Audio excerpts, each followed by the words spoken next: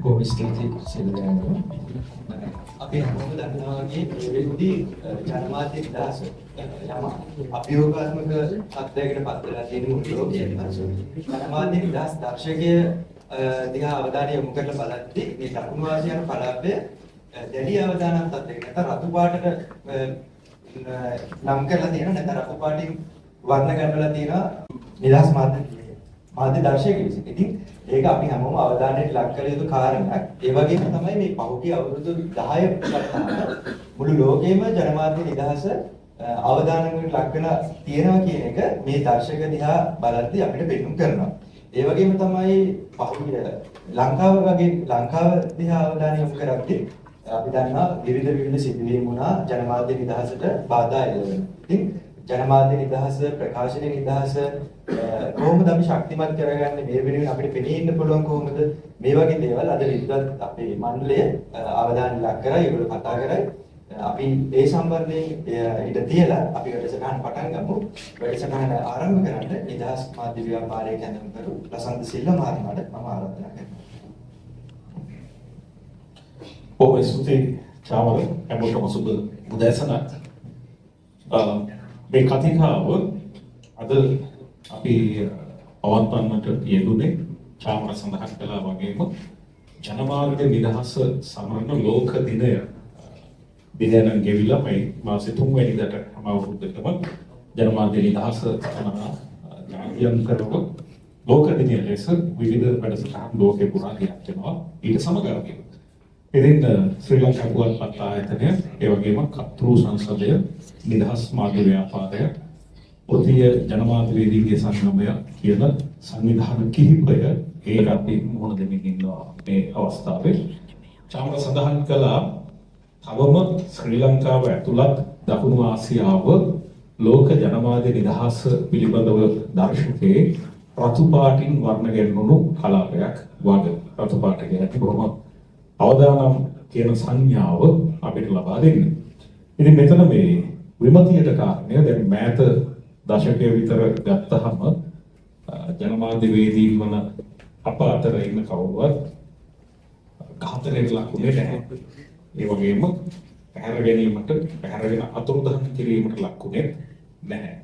අපි කවුරුවත් පහරට යනට පුටිකෑමට ලකුනේ නැහැ. එහෙම තියෙද්දි ඇයි මේ අපේ කලාපය රතු පාටින් තියෙන්නේ? අපේ කලාපය අනෙක් රටවල් අතහැරලා ගත්තාම මේ ලංකාව පිළිබඳ මේ කියන තත්ත්වයන් තුල ඇයි අපි තවම රතු පාටට සලකුණු වෙලා තියෙන්නේ? ඉතින් ඒක තමයි මේ දේශපාලන ගතිකය එක්ක නැත්නම් වෙනස් වෙන දේශපාලන තත්ත්වයන් එක්ක මාධ්‍ය නිදහස සහ අද තියෙන මාධ්‍ය නිදහස සහ හෙට දවස පිළිබඳ කොහොම පුරෝකථනය කරන්න වෙයිද කියන සැක සංකා තියාගෙන අපිට කතා කරන්න සිද්ධ වෙන්නේ. මම ආරාධනා කරනවා කතිකාවට එකතු වෙන්නට මාධ්‍යවේදී ලසන්ත රුහුණගේ මහත්මයාට. ඔහු වෘත්තීය ජනමාධ්‍යවේදීන්ගේ සංගමය නියෝජනය කරනවා. ඒ වගේම කතුවරයෙක් විදිහට සහ ජනමාධ්‍ය පුහුණු කරන්නෙක් විදිහට බොහොම ප්‍රකට නමක් දිනාගත් මාධ්‍යවේදියෙක් ලසන්ත රුහුණගේ ඔබට ආරාධනා කරනවා. ඒ වගේම දමිළ ජනමාධ්‍යවේදීන්ගේ සංගමය සහ කතෘ සංසද නියෝජනය කරමින් අපේ දෙමළ භාෂායක මාධ්‍ය කලාවේ ප්‍රමුඛ නමක් දිනාගත් මාධ්‍යවේදියෙක් වන ශ්‍රී ගජන් ඔබට ආරාධනා කරනවා. ඒ වගේම මුස්ලිම් ජනමාධ්‍යවේදීන්ගේ සංගමයේ වෙනුවෙන් මොහමඩ් ෆයිරුස් ඔබට ආරාධනා කරනවා. ඒ වගේම ජනමාධ්‍යවේදිනියක් ලෙස මෑත කාලේ බොහොම කතා බහට ලක්වුණු සම්මානීය ජනමාධ්‍යවේදිනී සුලෝචනා පාමරියටත් අද මේ කතිකාවට එකතු වෙන්නට කියලා ආරාධනා කරනවා. ලසන්ත ගජන් ෆයිරුස් සහ සුලෝචනා කතිකාවට දායකත්වය ලබා දෙනවා. ඉතින් මේ දේශපාලන ගතිකයන් එක්ක මාධ්‍ය නිදහස දෝලණය වෙන්නේ කොහොමද කියලා කතා කරන එක බොහොම සීරුමාරුවට සියුම්ව විග්‍රහාත්මකව කතා කරන්න වෙනවා. මම පෙර සඳහන් කළා වගේම මෑත අපි කවුරුත් ගුටි කෑවේ නැහැ. කවුරුත් ඝාතනය වුණේ නැහැ. කවුරුත් පැහැර ගැනීමට ලක්ුණේ නැහැ. එහෙමනම් ඇයි අපේ කලාපය අපේ රටත් ඇතුළු විශේෂයෙන් අපි අපේ රට ගැන කතා කළොත් ශ්‍රී ලංකාවේ මාධ්‍ය නිදහස පිළිබඳව අපි සුවිශේෂී කතා කරන නිසා ලසන්ත අපි ඔබෙන් කතා බහ ආරම්භ කරමු. අපි කිව්වා වගේම බොහොම මේ දරුණු නරක අත්දැකීම් වලට තවම මුහුණ දුන්නේ නැහැ. ඒත් තත්ත්වයේ තරම් හොඳ නැහැ කියලා තමයි දර්ශක වලින් පෙන්눔 කරන්නේ. ඉතින් මේ දේශපාලන තත්ත්වයන් එක්ක පවතින මාධ්‍ය නිදහස පිළිබඳව ඔබේ තක්සේරුව සහ ඔබේ විග්‍රහය මොනවා වගේද? ස්තුතියි ලසන්ත. සුබෝදෑසන සියල්ලන්ට.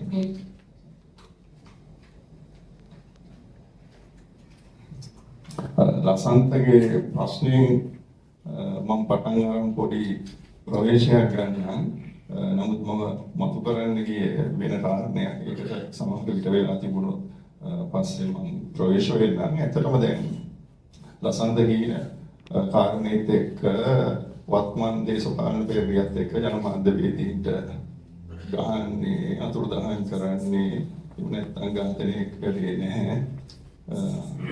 ඒකෙන් කොහොමද අපේ රටත් මේ රතු කලාපේ නැත්නම් රතු වලින් හඳුන්වලා තියෙන්නේ සහ ජනමාධ්‍ය නිදහස නැද්දයි අපි මේ විදිහට ජනමාධ්‍ය නිදහස ලංකාවේ ඇතුලේ කතා කරන්නේ කියන කාරණය තමයි මතු කරන්නේ. ඒතකොට මගේ තේරුම් ගැනීම අනුව අපි ජනමාධ්‍යවේදීන් විදිහට ජනමාධ්‍ය සංවිධාන විදිහට ජනමාධ්‍ය සමාජයක් විදිහට පෞද්ගලික කාලේ ඉතම බීසුණු අධ්‍යක්ීම් වලට මුහුණ දුන්නා. ඒ අපේ ජනමාධ්‍යවේදීන් අතුරුදහන් කරලා උන්ට පහර දීලා ජනමාධ්‍ය ආයතන වලට පහර දීලා සහ ජනමාධ්‍යවේදීන් ඝාතනය කරනවා.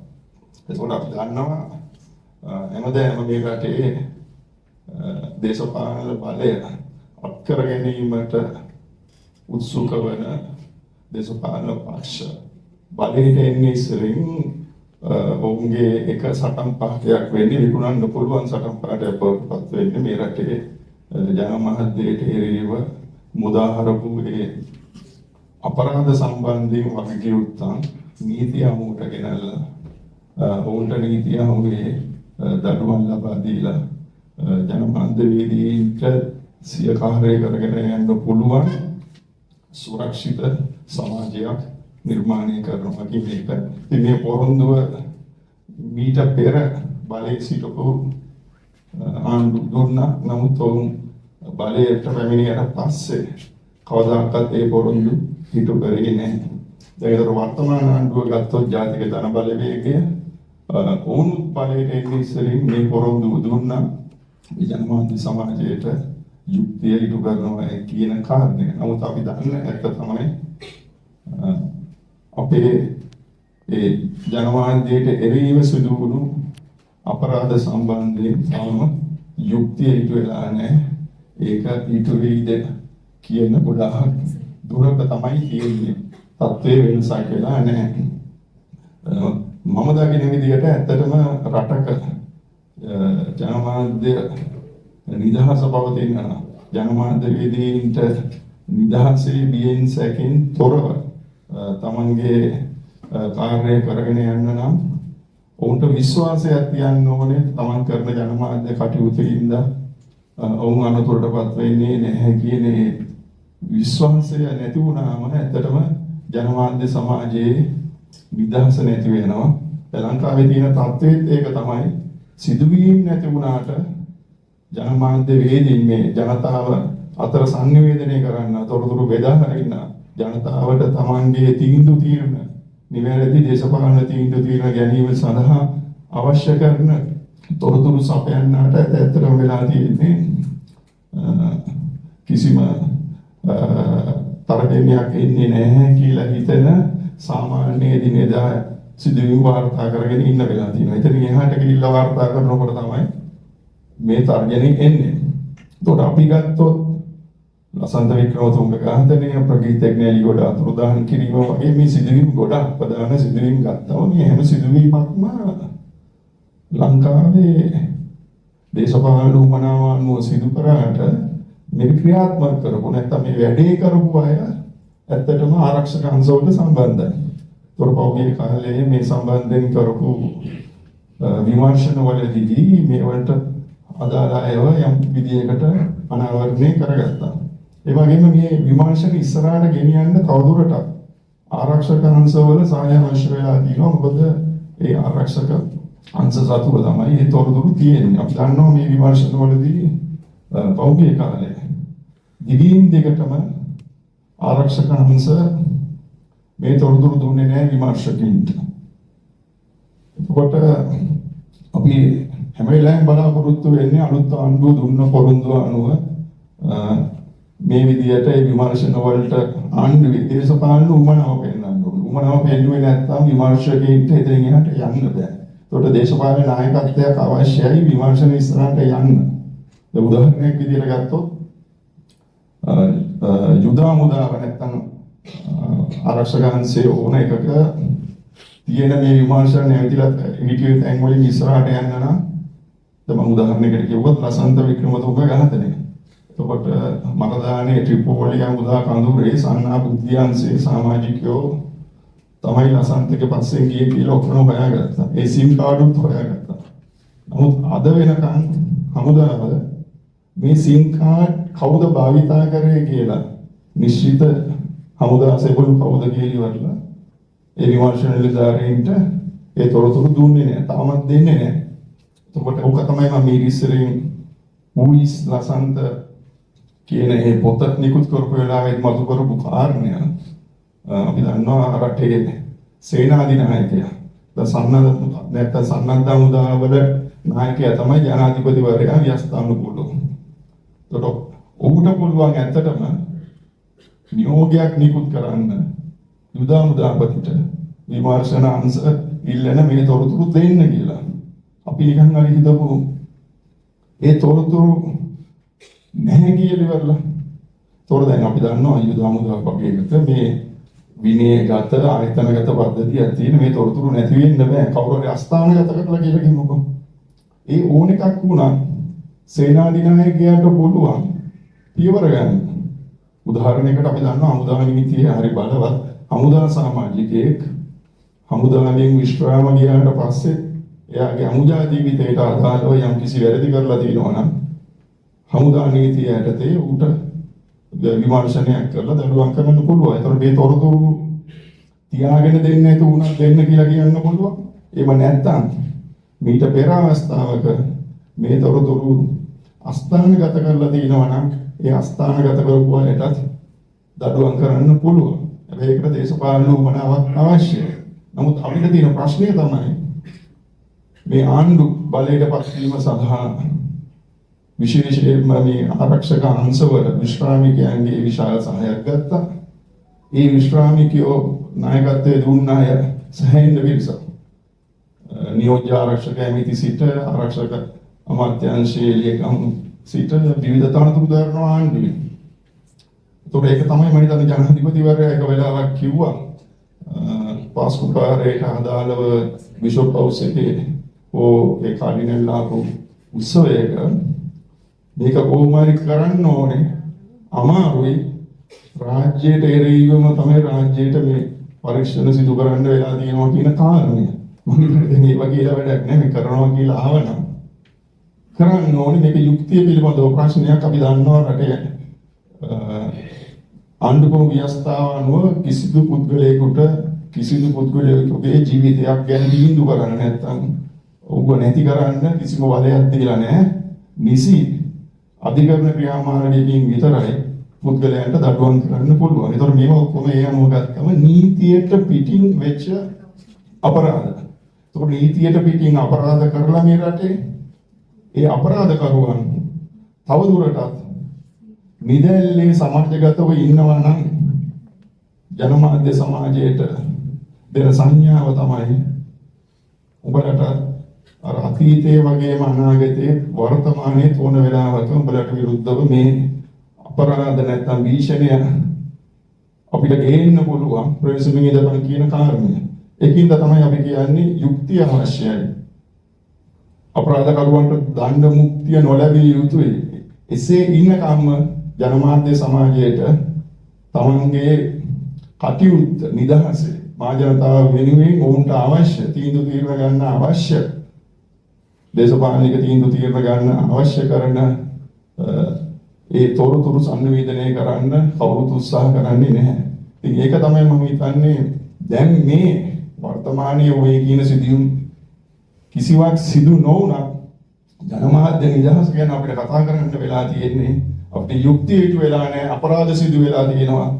අපරාධ වලට වගකීම් නිදැල්ලේ ඉන්නවා. ඒකින්ද මම හිතන්නේ අපිට මේ ගැන ලබන අවුරුද්දේ ලෝක ජනමාධ්‍ය නිදහස් දිනය සමරනකොට කතා කරන්න වෙයි.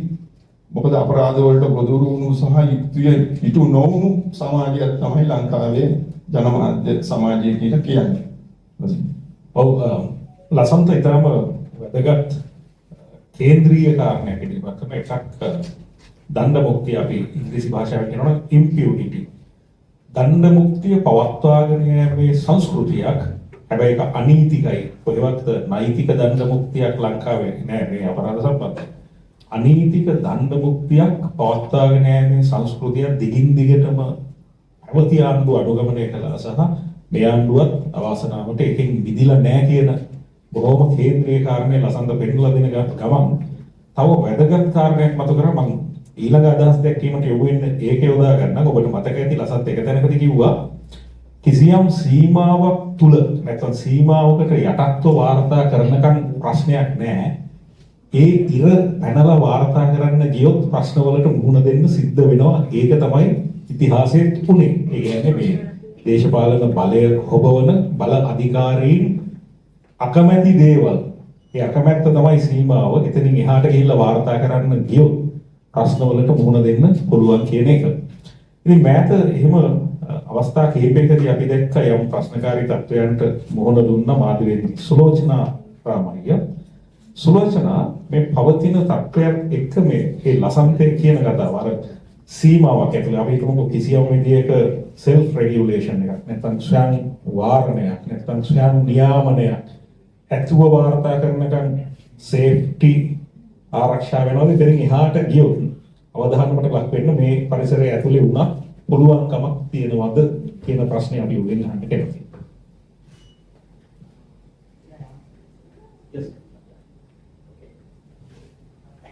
මා මෙතන ගෙන්න ගත්තට සහභාගී වෙන්න ගැන හරි සතුටුයි.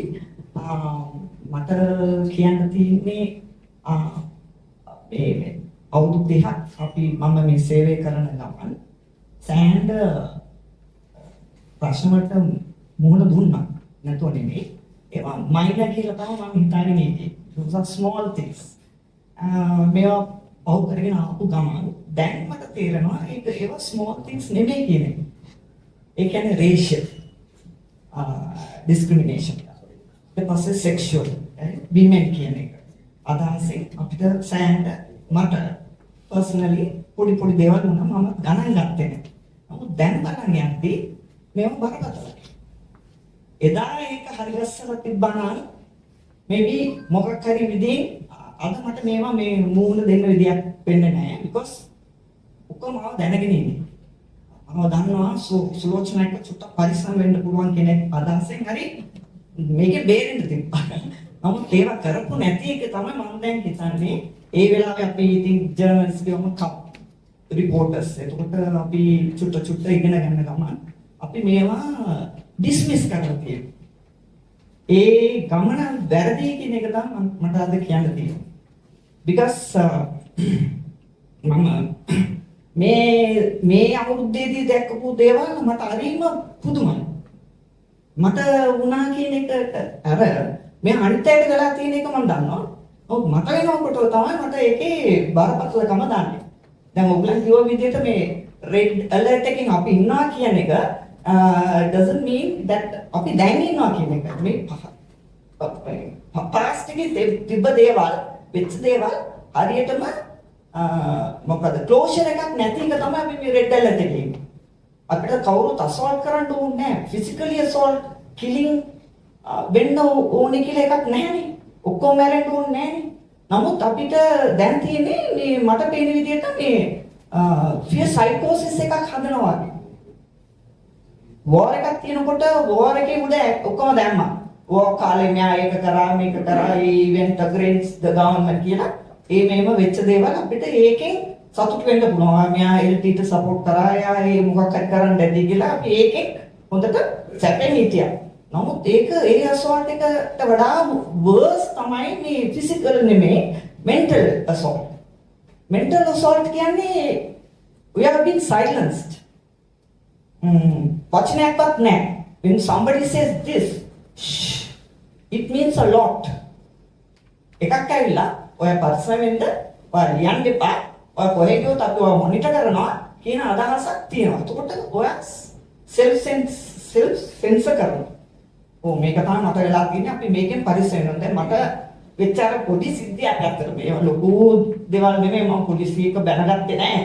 නමුත් ඒවා අපි දැකලා තියෙනවා. පාරේ වෙනවා. මේ වීඩියෝස් බලනවා. පොලිසිය කෙනෙක්ට බනිනවා මේ අනිත් එක්කනට බනිනවා. ඒව කමක් නැහැ. නමුත් ඒකෙන් එහාට ගිහිල්ලා මාව ඩිටේන් කරපු එක තමයි මම සෑහෙන කල්පනාවෙන් ඉන්නේ. ඩිටේන් කරපු කියන්නේ 5 hours තියාගත්ත එක කමක් නැහැ කියමුකෝ. නමුත් charge sheet එකක් ලියනවා. මාව බය කරන්න කියලා තමයි ලෝකම කියන්නේ දැන්. මාව බය කරන්න charge sheet එකක් ලියුවා කියලා. නමුත් ඒ මොකටද මාව බය කරන්න ඕනේ? මං කරපු වැරද්ද මොකක්ද? ඒක තේරුම් කරලා දුන්නෙත් නැහැ. අම කියනවා මම වැරද්දක් කරේ නැහැ කියන එක. ඒක තේරුම් කරන්න දුන්නේ නැත්තේ මම ආගියු කරපු හන්දා. පරණ සිද්ධි ඒ කාලේ යුද්ධ කාලේ maybe I won't talk. මම සද්ද නැතු ඉන්නේ. බයට. දැන් බයන්න ඕනේ නැන්නේ. දැන් හැමදේම හොඳයි කියනවානේ. මේ ප්‍රස් ෆ්‍රීඩම් වලට ඉඩ දෙනවා කියවනේ. ඒකට මේ චන්ති දැම්මේ. උඟා වෙනසක් බලනවානේ අපි සිස්ටම් චේන්ජ් බලනවා. ඉන්ස්ටිටියුෂන් වල පවර්ෆුල් කරන්න හදනවා. සෙන්ට්‍රලයිස් සිස්ටම් එකක් නැතුව ඉන්ඩිපෙන්ඩන්ට්ලි වැඩ කරන්න ඕනේ කියලා අපි ඔක්කොම බලාපොරොත්තු වෙන එක තාම මම දැක්කේ නැහැ. දැන් අලුතෙන් එකක් උනේ ළඟදී කියන්නේ මාස දෙකක් වගේ මම ඉන්ටර්විව් එකක් කරා. ඒක දෙවෙනි කොටස පළ කරන්න එපා කියලා මට කෝල් කරලා කිව්වා. සර් টপ ඔෆිෂියල් part 2 එක මම තාම දැම්මේ නැහැ. What does it mean? Silence. මම තකරණයක් ගිහිල්ලා රෙකෝඩ් කරලා පැය 4ක ඩිස්කෂන් එක ටයිප් කරලා ඕකේ කරලා එයාටම දීලා එයාම ඒක එඩිට් කරලා මේකේ කියලා කියූප එක only first part is gone, second part is not going. මම තම week එකෙම shall I use it කියලා no answer. This is all first time happening. So I am thinking, will the system change? I am thinking whether there is press freedom, the freedom we always wanted. That අපිව silence කරා නම් අපි දැක්ක video එකේ අපිට කවදාවත් silence කරගෙන අනිත් ඒවා silence කරගෙන දිගටම යන්න ඕනේ. ඒකෙන් එහාට මුකුත් කරන්න එපා කියන මේකෙන් තමයි දැන් මම ඇවිල්ලා තියෙන්නේ. දැනටත් මට කෝල් එන්නේ don't write this, don't go and meet the government officials, don't question them. එහෙම තමයි මට ඇඩ්වයිස් දෙන්නේ. මෙච්චර කල් නැති ඇඩ්වයිස්. මම හිතන්නේ අර පුදුමේ ඉන්නේ මම දැන් කල්පනාවෙන් ඉන්නේ මම කොහොමද මගේ ජර්නලිසම් මේන් ස්ට්‍රීම් ජර්නලිස්ට් මම මේ වගාව ගැනයි මේ ඩෙවලොප්මන්ට් රූරල් ඩෙවලොප්මන්ට් ගැන ලියන කෙනෙකුත් නෙමෙයි. I am with the system. I am writing about the system. I am in touch with the military, police, the government officials, with the ministers, MPs. එතකොට ලියන්න බෑනේ. How will I write? එතනට මම ඇවිල්ලා ඉන්නේ. Thank you. ඔබ ස්තුතියි සුලෝචනා. අර ප්‍රකට කියමනක් තියෙනවා journalism is not a crime. ජනමාධ්‍ය කරණය ජනමාධ්‍ය වේදය අපරාධයක් නෙවෙයි කියන කාරණය. නමුත් දැන් මේවා මේ යම් කිසි කෙනෙකුට අපේ ලංකාව තුළ පහුගිය ජනමාධ්‍යට එරෙහිව සිද්ධ වෙච්ච අපරාධ හැම එකකදීම ඒ අපරාධවලට දායක වෙච්ච පාර්ශව ජනමාධ්‍ය වේදියා කලේ අපරාධයක් කියන මට්ටමින් කල්පනා කරපු ආකාරයක් එදී යනවා. ඒක පැත්තකින් ඒවා හේතුවක් මේ සයිලන්ස් කරන්න නැත්නම් නිහඬ කිරීම සඳහා වන පියවර ගන්න. ඒකෙන් ඇය සඳහන් කළා එක වැදගත් මේ පියර් සයිකෝසියා නැත්නම් බිහිතිය පිළිබඳ මනෝභාවයන් ඇති කරන්න ගෙන එන සංඥා. එතකොට මේක මේ අපි විග්‍රහ කිරීමේදී අපේ කටු සංසදේ ශ්‍රී ගජන් ඔහු දෙමළ ජනමාධ්‍ය සමාජය නියෝජනය කරන නිසා දැනගන්න කැමති කොහොමද මේක දෙමළ ජනමාධ්‍ය සමාජයට බලපාලා තියෙන්නේ කියලා. මොකද මේ සිංහල ජනමාධ්‍ය සමාජයට වඩා වෙනස්ව මේක මොකද අපි ජනමාධ්‍ය ද්‍රවීකරණය පොලරයිසේෂන් ලංකාව තුළ කාලයක් තිස්සේ දැකලා තියෙනවානේ. මේ කාටවත් නැහැ කියන බැරි තරමට දැන් පහුගිය මාසෙත් ඍජුව ජනමාධ්‍යවේදියෙක් නොවුනාට භාෂණයේ සහ ප්‍රකාශන නිදහස සම්බන්ධව ඉතාම වැදගත් කාරණයක් දීප චෙල්ලම්ගේ කෘති සම්බන්ධයෙන් මහත් ආందోලනයකට ලක් වුණා. ඒ කෘතීන් වලින් දෙකක් මුදා හැරියුවා, දෙකක් මුදා හැරියෙන්නේ නැහැ. සංස්කෘතික අනු මණ්ඩලයේ මොනවා කිව්වත් රේඩුවෙන් කිව්වා ඒගොල්ලන්ගේ නිර්දේශ මත තමයි අපි දෙකක් රඳවගත්තේ කියලා. මේ මාධ්‍ය සංවිධාන සියල්ලක් මේකෙදි මේ දෙමළ භාෂික කලාකරුවා වෙනුවෙන් පෙනී හිටියා. දැන් මේක දෙමළ කතා කරන ජන සමාජයට දැන් මේ සමස්තය දේශපාලන වෙනස් වීම එක්ක මාධ්‍ය නිදහස පිළිබඳ කාරණය දෙමළ කතා කරන ජනමාධ්‍ය සමාජයට දැනෙමින් තියෙන්නේ කොහොමද ගජන් මේකේ වෙනසක් තියෙනවද නැත්නම් මේ තියෙන තත්ත්වය හා සමයිද? தமிழக கதை என்ன சுலோச்சனா சொன்ன மாதிரி இப்போ இந்த அரசாங்கத்திலையும் உளவியல் ரீதியாக ஊடகவியலாளர்களை அச்சுறுத்துற தன்மை தான் இப்போ காணப்படுது. அதனால் இப்போ சட்ட ரீதியாக நடவடிக்கை எடுப்போம் என்று சொல்றது அல்லது உளவியல் ரீதியாக சுலோச்சனா சொன்ன மாதிரி விசாரணை மற்றும் இதென்று அச்சுறுத்துறதும் தன்மை இப்போ ஏற்பட்டிருக்குது. அதே போல வடக்கு கிழக்கிலையும் ஊடகவியலாளர்கள் தமிழ் ஊடகவியலாளர்கள் எடுத்துக்கொண்டால் அவர்களும் அச்சுறுத்தல் நிலைமையில் எதிர்பார்க்கிறார். இதனால் பயங்கரவாத புலனாய்வு போலீசாரிடம் வருமாறு விசாரணைக்கு அழைப்பது அல்லது புகைப்படம் எடுப்பவர்களை விசாரணைக்கு அழைப்பது என்று இவ்வாறு அந்த உளவியல் ரீதியாக ஊடகவியலாளர்களை ஒரு அச்சுறுத்தல் தன்மை தற்போது காணப்படுகிறது. அதனை நாங்கள் கூற வேண்டும். ஏனெனில் இப்ப தீபச்செல்வனின் புத்தகம் கூட 4 புத்தகங்கள் தடுத்து வைக்கப்பட்டிருக்கிறது. அது என்னத்தை காட்டுகிறது? அந்த கருத்து சுதந்திரம் தற்போதும் இல்லை என்ற நிலையைத்தான் இருக்கிறது. கடந்த கால அரசாங்கங்களை போன்று இந்த அரசாங்கத்திலையும் அந்த கருத்து சுதந்திரத்துக்கான தடை இன்னும் நீடிக்கின்றது. வசந்த கூறியது போல விசாரணைகள் நடத்தப்படும் என்று சொல்லிதான் இந்த அரசாங்கம் ஆட்சிக்கு வந்தது. ஆனால் தமிழ் ஊடகவியலாளர்கள், எங்களது நண்பர்கள், எங்களோடு பணியாற்றியவர்கள், நிமலராஜன், சிவராம், சுடரொளி பத்திரிகை திருவண்ணாமலை நிருபர் சுகீதராஜன் இன்று 39-40 பேருக்கு மேற்பட்டவரை நாங்கள் இழந்திருக்கிறோம் தமிழ் ஊடகவியலாளர்கள். ஆனால் அந்த விசாரணைகள் எதுவுமே இதுவரை நடக்கவில்லை. நிமலராஜனின் படுகொலை தொடர்பில் இன்னும் குற்றவாளிகள் தண்டிக்கப்படவில்லை. அதே போன்றுதான் சிவராம் படுகொலையாக இருக்கலாம், சுகீதராஜன் படுகொலையாக இருக்கலாம். அப்படி தொடர்ந்து இந்த 40க்கும் மேற்பட்ட தமிழ் ஊடகவியலாளரை நாங்கள் இழந்திருக்கிறோம். எனவே தற்போதும் ஊடக சுதந்திரம் என்பது ஒரு பாதிப்புக்குள்ளான நிலையைத்தான் காணப்படுகிறது. விசாரணைகள், ஊடகவியலாளர்கள் கடந்த காலத்தில் கொல்லப்பட்டமை மற்றும் தாக்குதலுக்குள்ளானமை, காணாமல் ஆக்கப்பட்ட சம்பவங்கள் நடந்திருக்கின்றன. அது கூட இந்த அரசாங்கத்திலும் இன்னும் விசாரணை நடைபெறவில்லை. கடந்த அரசாங்கங்களைப் போலவே தற்போதும் விசாரணைகள் இழுத்தடிக்கப்படுகின்றன. புலனாய்வு பிரிவினரும் சம்பந்தங்கள் தொடர்பாகவும் லசந்த கூறியிருந்தார். அந்த அவ்வாறான நிலைப்பாடுகளை அதனை விசாரித்து அறிய வேண்டிய ஒரு கட்டாயத்தில் இந்த அரசாங்கம் இருக்கிறது. எனவே இந்த நாங்கள் அனைவரும் எங்கள் சங்கங்கள் அனைத்தும் இணைந்து இந்த ஊடக சுதந்திரத்தை பாதுகாக்க செய்ய வேண்டும். அதே போன்று தமிழ் ஊடகவியலாளர்கள் சுதந்திரமாக செயற்பட இந்த அரசாங்கம் அனுமதிக்க வேண்டும் என்று இந்த நேரத்தில் நான் கேட்டுக்கொள்கிறேன்.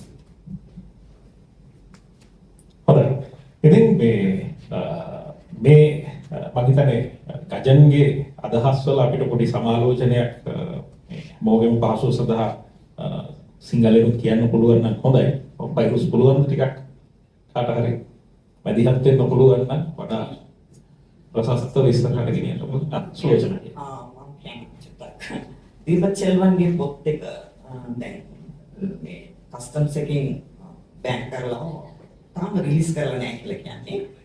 ඒක අර පුදුම වැඩක් හැක්කටම ඒක මම ඇඩ් කරා නම් මෙයා කියපු එකට ඒව පළවෙච්ච ආටිකල්ස් පළවෙච්ච ඒවා ඒ යන්ත්‍ර කාලේ ඉඳලා වෙන්න ඇති චුට්ටක් මම හිතේ ඒකෙන් පස්සේ වෙන්න ඇති ලියපු කොලම්ස් ටික ඒවා පබ්ලිෂ් වෙලා ඉවරයි.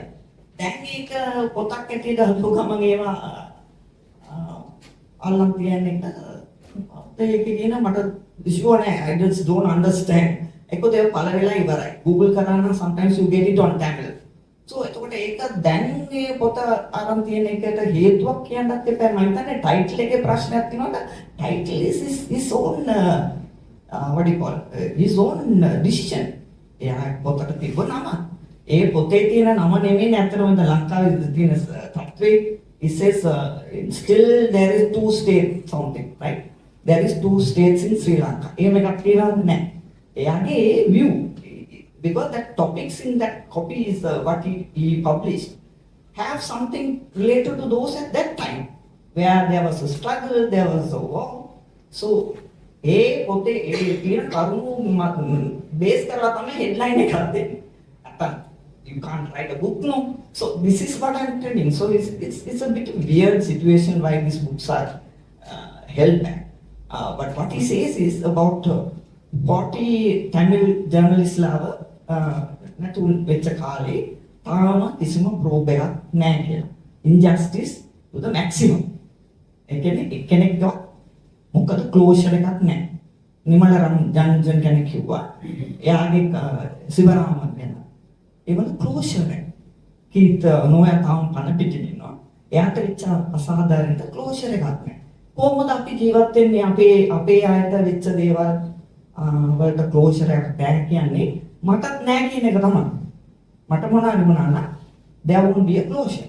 ඒකනේ පණිවිඩේ. ඉතින් ඒ පණිවිඩය තමයි කියන්නේ මේ injustice to the journalists ලා ගැන කතා කරන්න ඕනේ අය කතා කරන්නේ නැති එක. ඒක අපි අතරින් කතා වෙලා මදි. That state has to do something about it. ඒක වෙන රාජ්‍යයක් ඒක බාරකට mandate එකක් තිබ්බා. Press freedom, journalists ලා protect කරනවා කියන අදහසින් තමයි ඒගොල්ලන් votes ගන්න. ඒකට ඒවා ඉෂ්ට කරන්නේ නැත්තම් the injustice continues. ඒ වගේ අර red map එකක් වගේ තව red එකෙමයි අපි ඉන්න වෙන්නේ කියන එක තමයි එයාගේ අදහස. Thank you. බොහොම ස්තුතියි සුලෝචනා. මෙතන මේ ගජන් මතු කරන වැදගත් කාරණේ අර මේ විසම්මුතියට ඉඩ නැතිවීම. එහෙම නැත්නම් දේවල් සංවාදයට භාජනය නොකර ඉහළින් පාලනය කිරීම කොහොමද ප්‍රජාතන්ත්‍රවාදය වෙන්නේ? ඉන් ප්‍රජාතන්ත්‍රවාදයේ උද්දීපනය වෙන්නේ නැහැ කියන කාරණාව ඉතාම වැදගත්. අපි ඊළඟට යමු මොහොමඩ් ෆයිරෝස්ගෙන් පස්සේ සංවාදය දෙවනි අදියේදී ඔබටත් විවෘත කරනවා. ඔබටත් මේ අපේ අදහස් දක්වන්න හතර දෙනාගෙන් අදහස් විමසන්න පුළුවන්.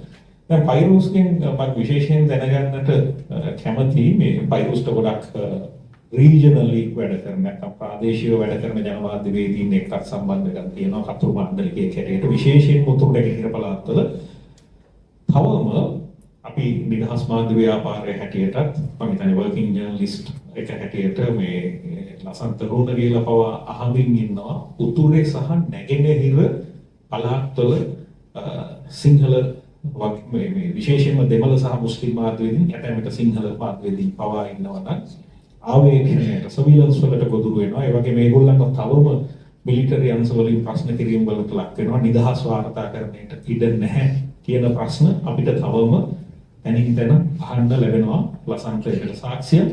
ඒ වගේම මෑත අපි දැක්ක බොහොම ඒවා හරිම ජුගුප්සාජනකයි සමහර විට පිළිකුල් සහගතයි.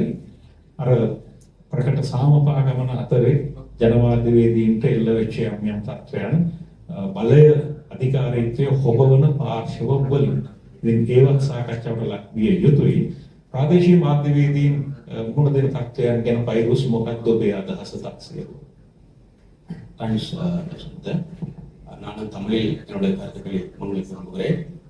இங்கே சுட்டிக்காட்டதை போன்று பிராந்திய ரீதியாக எங்களுடைய ஊடகவியலாளர்கள் இந்த ஊடக சுதந்திரத்தை எந்த அளவு தூரம் அனுபவிக்கிறார்கள் அல்லது அவர்களின் எந்த அளவு தூரம் அச்சுறுத்தலை எதிர்நோக்கிறார்கள் என்பது தொடர்பாக நானும் சில விடயங்களை முன்வைக்கலாம்.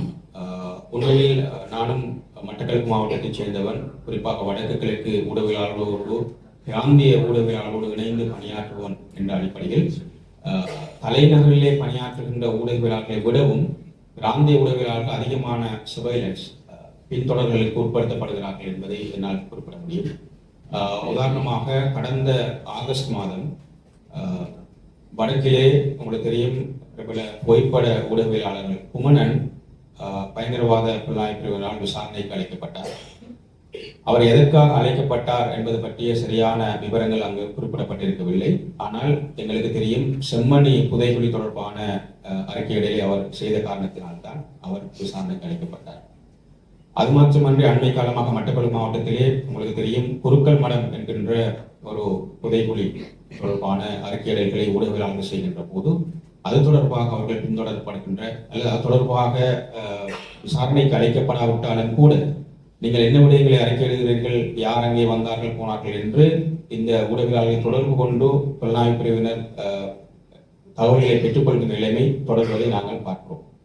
எனவே வடக்கு கிழக்கை பொறுத்த வரைக்கும் யுத்தம் முடிந்து விட்டாலும் கூட அங்கு இருக்கின்ற பிராந்திய ஊடகவியலாளர்கள் தங்களுடைய கருத்துக்களை சுதந்திரமாக முன்வைப்பதிலே இன்றும் தடங்கல்களை எதிர்நோக்கி கொண்டிருக்கிறார்கள். குறிப்பாக மட்டக்களப்பு மாவட்டத்திலே இயங்குகின்ற பல்வேறு ஊடகவியலாளர்கள் அடிக்கடி புலனாய்வு பிரிவினரால் பின்தொடரப்படுகின்ற சம்பவங்களை நாங்கள் காணக்கூடியதாக இருக்கிறது.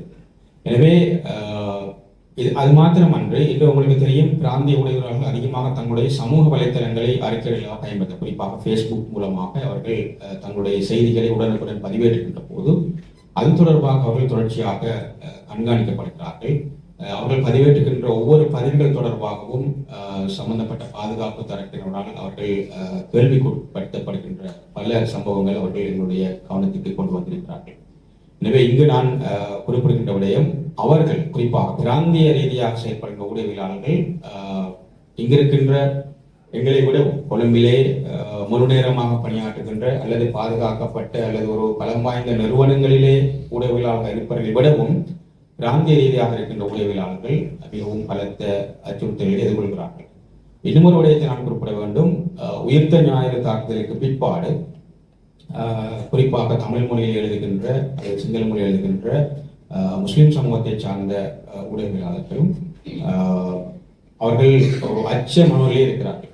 பிராந்திய பல பத்திரிகைகள் இங்கே வெளிவந்தன. முஸ்லிம் சமூகத்துக்காக பல பத்திரிகைகள் பிராந்திய ரீதியாகவும் அல்லது குறிப்பிட்ட ஒரு குழுவினரை இலக்காக கொண்டு வெளிவந்த அனைத்து பத்திரிகைகளும் நிறுத்தப்பட்டிருக்கின்றன. இன்று தேசிய ரீதியாக வருகின்ற விடிவெள்ளி பத்திரிகை, நான் நடத்துகின்ற ஒரு பத்திரிகை மாத்திரம்தான் என்று முஸ்லிம்களுக்காக வெளிவருவது. ஏனைய பத்திரிகைகள் அனைத்தும் நிறுத்தப்பட்டு விட்டன. அதற்கான காரணம், அந்த காலப்பகுதியில் அவர்கள் விசாரணைக்கு உட்படுத்தப்பட்டார்கள். தொடர்ந்தும் இப்படியான பத்திரிகைகளை வெளியிடுகின்ற போது தாங்கள் தொடர்ந்தும் பாதுகாப்பு ரீதியாக அச்சுறுத்தல் உள்ளாக்கப்படலாம் என்ற அச்சத்தின் காரணமாக அவர்களாகவே அந்த பத்திரிகைகளை வெளியிடுவதை தாமாக நிறுத்திக் கொண்டார்கள். யாரும் அவர்களை நிறுத்துமாறு கோரவில்லை. ஆனால் தாமாகவே அவர்கள் இந்த அச்சுறுத்தல்களை கவனத்தில் கொண்டு தாங்கள் நிறுத்திக் கொண்டார்கள். இது ஊடக சுதந்திரத்திற்கு குறிப்பாக பிராந்திய ரீதியாக இயங்குகின்ற ஊடகவியலாளர்களுக்கு ஒரு மிகப்பெரிய அச்சுறுத்தலாக அமைந்துகிறது. இங்கே தீபச்சனுடைய புத்தகத்தை பற்றி நாங்கள் பேசினோம். அதே போன்றுதான் அரபு மொழியிலே இறக்குமதி செய்யப்படுகின்ற பல புத்தகங்கள் இன்னமும் தடுத்து வைக்கப்பட்டிருக்கின்றன. குறிப்பாக கடந்த வருடம் இலங்கையில் இறக்குமதி செய்யப்பட்ட 15,000 குர்ஆன் தமிழ் மொழிபெயர்ப்பு இன்று வரை விடுவிக்கப்படாமல் இருக்கிறது. அது மாத்திரமல்லாமல் பலர் தங்களுடைய சொந்த பாவனைக்காக அல்லது வெளிநாடுகளிலே தாங்கள் கற்கின்ற நேரம், குறிப்பாக ஒருவர் கலாநிதி பட்டப்படிப்பை மேற்கொண்ட ஒருவர் தான் சேகரித்த நூல்களை இலங்கைக்கு கொண்டு வருவதை கூட கொண்டு வர முடியாத நிலையில் இருக்கிறார். அதனை இன்னும் கஸ்டம்ஸ் தடுத்து வைத்திருக்கிறார்கள். எனவே இவ்வாறான விடயங்கள் அதிகம் ஊடகங்களே கவனிப்பை பெறாவிட்டாலும் கூட இன்றும் அவர்கள் பிராந்திய ரீதியாக இருப்பவர்கள் அல்லது சிறுபான்மை சமூகத்தைச் சேர்ந்த ஊடகவியலாளர்கள், பொதுமக்கள் இன்றும் அவர்கள் இவ்வாறான அழுத்தங்களை அல்லது அச்சுறுத்தல்களை, பாதுகாப்பு பிரச்சனைகளை எதிர்நோக்கி வருகிறார்கள் என்பதை நான் இங்கே வலியுறுத்தி வருகிறேன்.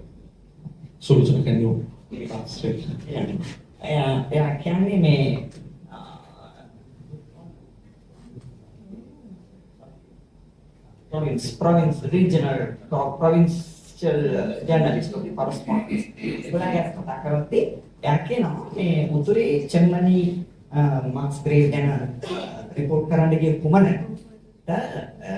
CID අරහා ප්‍රශ්න කරලා තියෙනවා. අද වෙනතුරු ඒකේ මොකටද එහෙම කරේ කියන අදහස නෙමෙයි. ඒකෙන් කොහොම විස්තර අරන් තියෙනවා. ඒකෙන් එයා තව චුට්ටක් I think self censor කර දැන් ජීවත් වෙන්නේ කෙනෙක්. එයා ජර්නලිස්ට්.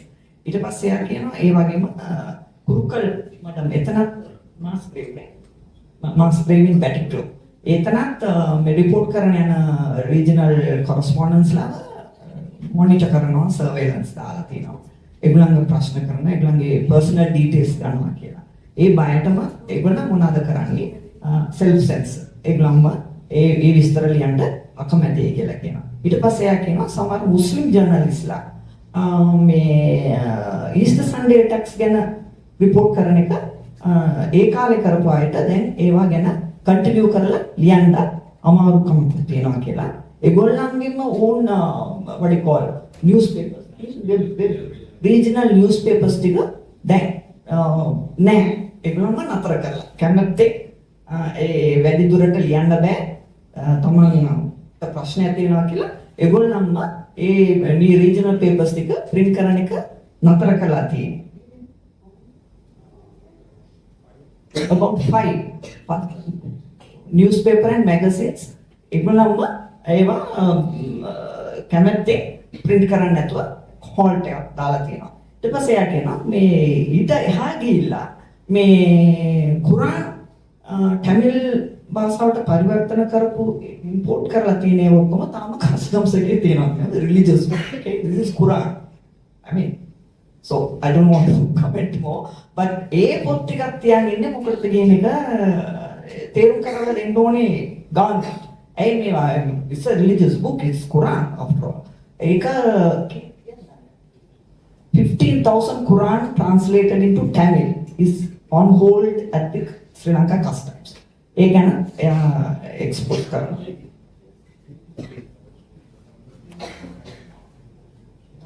සමහර අය ඒගොල්ලන්ගේ ලියපු ඒවා maybe printing overseas and ඒවා translate කරලා Tamil භාෂාවෙන් Arabic books ටිකක් එනකොට ඒ ප්‍රශ්නෙම තියෙනවා. ඒවා withheld කරලා customs ගාව තියෙනවා. ඒවට උත්තරයක්වත් නැහැ. ඒකට real reason එකකුත් දෙන්නේ නැතුව මේවා probably I saw one about Tibet Chelvanese that it's bringing disharmony among the societies.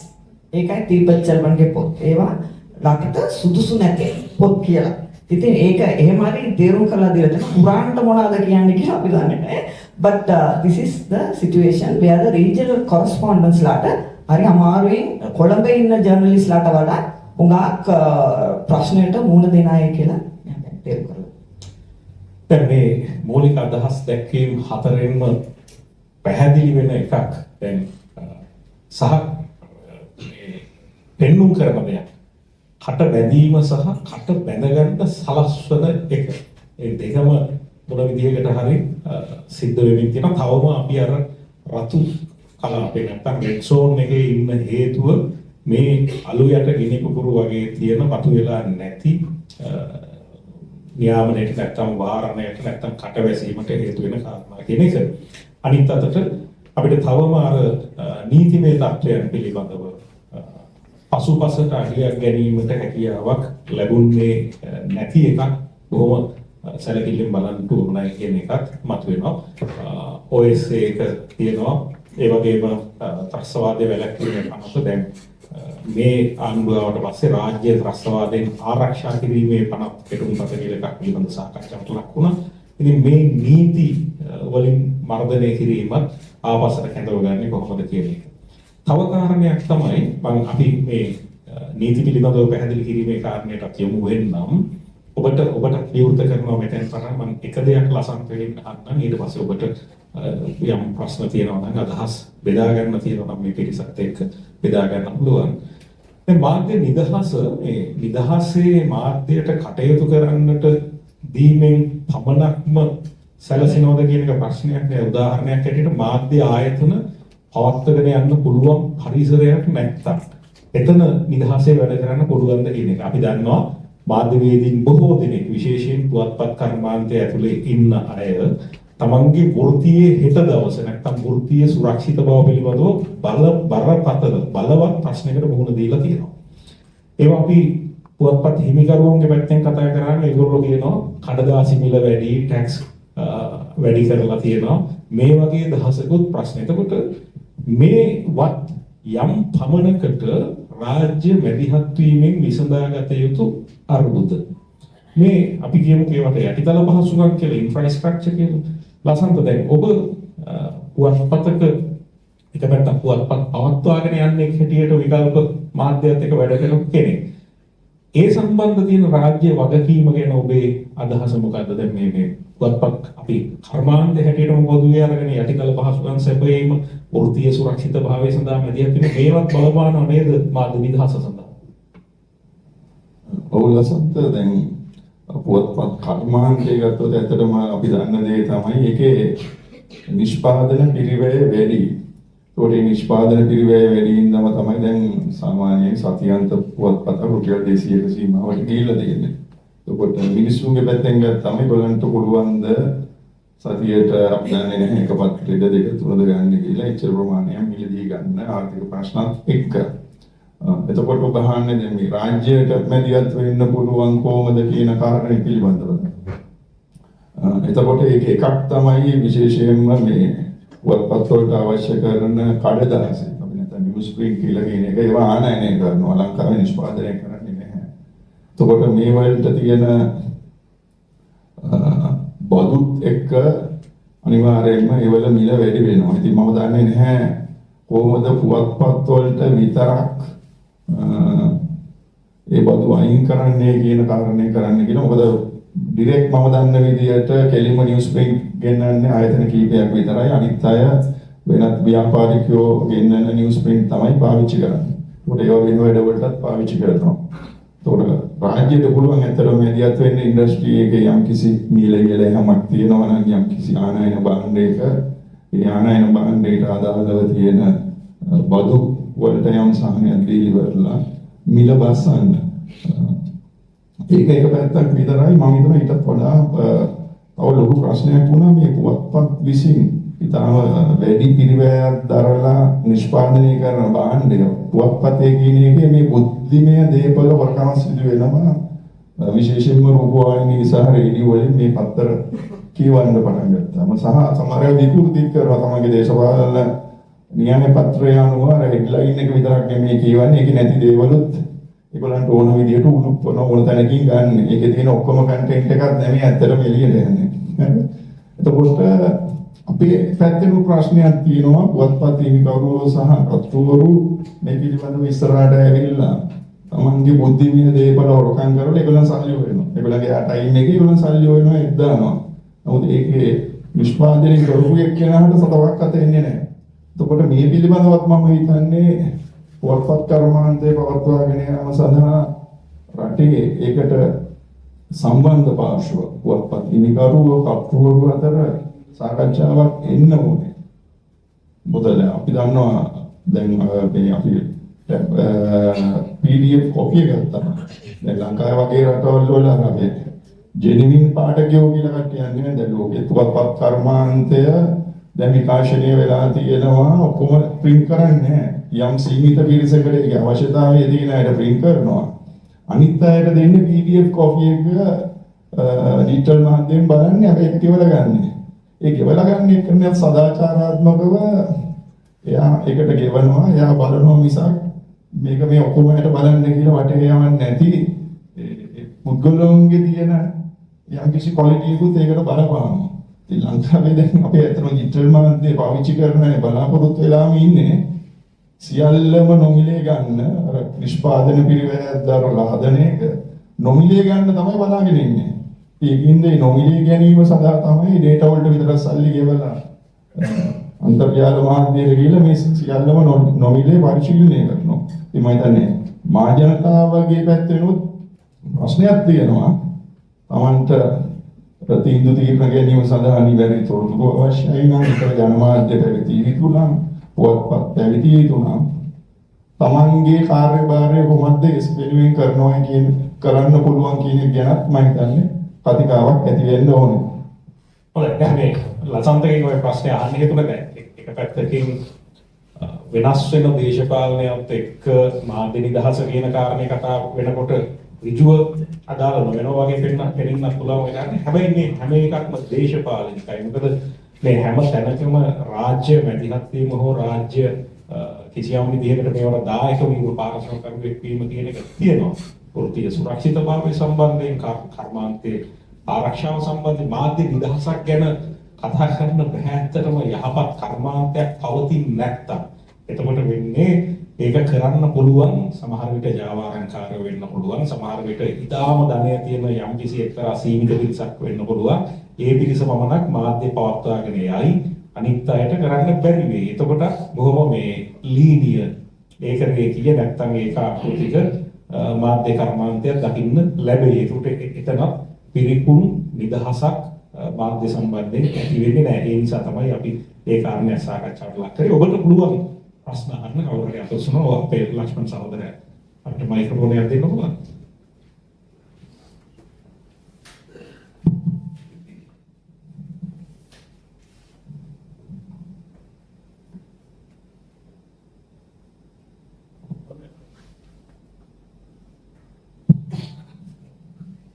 ස්තුතියි. ඇත්තටම ඉස්සරහම කතා කරන්න ඕනේ හේතුවේ නෑ. මොකද ඔය රසත් විදිහට විවිධ අංග ලක්ෂණ ගැන මතක කළා මේ මුල් පැනලෙකම මම ඒක වාකගේ කරනවා.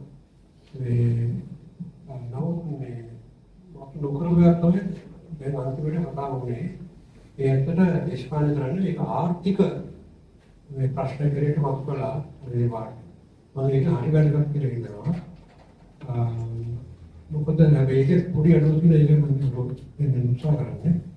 මේ එකක් මේ අසල්පිරියවල වල මේ ලොකුම මට්ටමේ බලපානවා අර මේ සාමුදායික ධර්මාන්තය ආයතන අයිතිකරණය සුළුතරකින් මම ඉන්නේ. ඒක අහම්බයක් නෙවෙයි. ඒක තමයි ආර්ථිකයේ ස්වරූපය. අතුරුසේ ඉන්නේ රාජධානි අත්පත්. ඒ රාජධානි අත්පත් කිරීමෙන් වෙන්නේ මාධ්‍යවේදීන්ගේ ශ්‍රමය සම්පාදනය ඒගොල්ලන්ට කිසිම බලයක් නැහැ.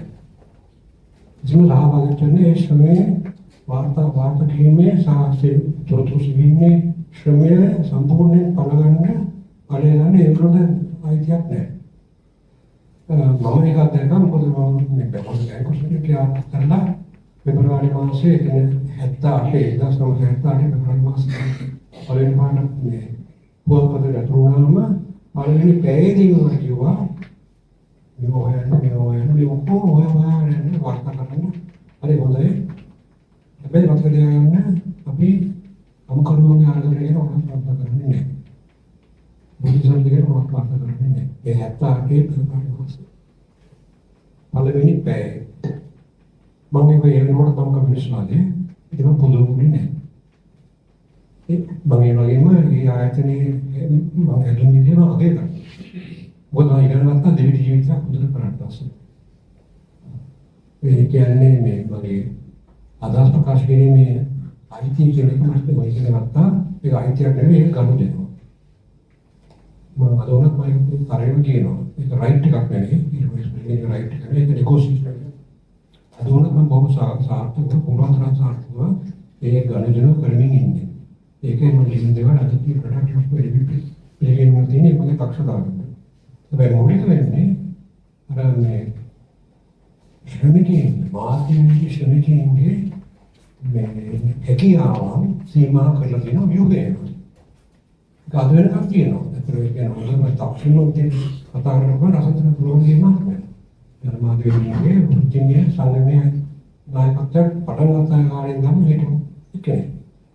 ඉතින් අපි දන්නවා අද මාධ්‍ය ව්‍යුහය ඒකේ මොන ප්‍රශ්නයක් තියෙන්නේ මේ මාධ්‍ය නිදහස ගැන විතර කතා කරන්නේ. වාර්තාකරණයේ නිදහස කියන එකයි මාධ්‍ය නිදහස කියන එක තමයි. අපි මෙතනින් ඔක්කොම දන්නවා. මේ ක්‍රියාදාමයේ අපි හොස්තව දන්නවා. අපි කතා කරන මදි. අද කතා වුණේ නැහැ. උනේ නැහැ. කියන්නේ මාධ්‍ය වේදීන් සංවිධානය කිරීමේ අයිතිය හැකියාව ඉතාමත් ප්‍රසිද්ධයි. ඇත්තම අමුතුයි මේ රාජ්‍යයේ මාධ්‍ය ආයතන වල ඒ නිදහසක් වැඩි. හැකියාවක් වැඩි. පුද්ගලික ආයතන වල. එතන ඒක මතකල යුතුයි. මෙතන මේ කුරණගිරුණා මේ මාධ්‍ය සමිතියෙන් සහ එදිකරුවන් අතර තියෙන සංධානයකින් තමයි මේක කරන්නේ. මේක අපි අගය කරන්න ඕනේ. ඔයද එතන තියෙනවා පොඩි ඉදවස්තාවක් ධර්මපති පන්තියෙන් අපිට දීලා තියෙනවා. ඒක අපි අගය කරන්න ඕනේ. ලිබරල් වාදීනෝයේ මොන කිසි පොඩි ඉදවස්තාවක් පොඩිය. අපි ඒකත් පඩම් පාවිච්චි කරන්න ඕනේ. අර මාධ්‍යවේදීන්ගේ ශ්‍රමිකයන්ගේ සංවිධානය කිරීමේ අයිතිය තමයි තහවුරු කරන්න. ඒක නොකර අපිට හැමදාම මෙතන ඇවිල්ලා කියේ ආණ්ඩුව මේක කරන්නේ ආණ්ඩුව මේක කරන්නේ ආණ්ඩුව තා මේක කරන්නේ ඇත්තටම පටන් ගන්න විමාන සුරේන්ද්‍ර සහෝදරයා පටන් මගේ මිත්‍රයෝ මගේ සහයෝ මරලා තියෙනවා ගාඩත් වුණා මගේ යාළුවාන වෙන කොහොමද මෙල්ල ඉන්නේ කියලා ඒවත් අහලා දෙනවා සැකෙන් දෙවලක් මොකද කිට්ටු වෙන උඩ ගන්නවා මේ ඉන්න උසාවියෝ ජූන් ඉතින් මේ අපි ඒක ගැන කතා කරන්න යුතුයි. මාධ්‍ය ශ්‍රමිකයන් කොහොමද අපි සංවිධානය වෙන්නේ? කොහොමද ඒ පැත්තෙන් බලයක් කරන්නේ අපේ දර්ශනය. හොඳයි ලක්ෂ්මන් සහෝදරට බොහොම ස්තුතියි. තව ඕනෑම කෙනෙකුට අදහස් දක්වන්න පුළුවන් අත ඔසවන සංඥා අපේ සහෝදර නම කියලාම කතා කරන්න සහෝදර. මම අසංක දැන් මම කැමති පටන් ගන්න ලසන්ත මේ පටන් ගත්ත තැනින්ම දැන් මාධ්‍යවේදීන්ට ගහන්නේ නැහැ කරදරයක් කරන්නේ නැහැ හිරේ දාන්නේ කියලා මේ මරන්නේ නැහැ කියන තැන පටන් ගත්තේ මාධ්‍ය නිදහස් ගැන කියද්දී.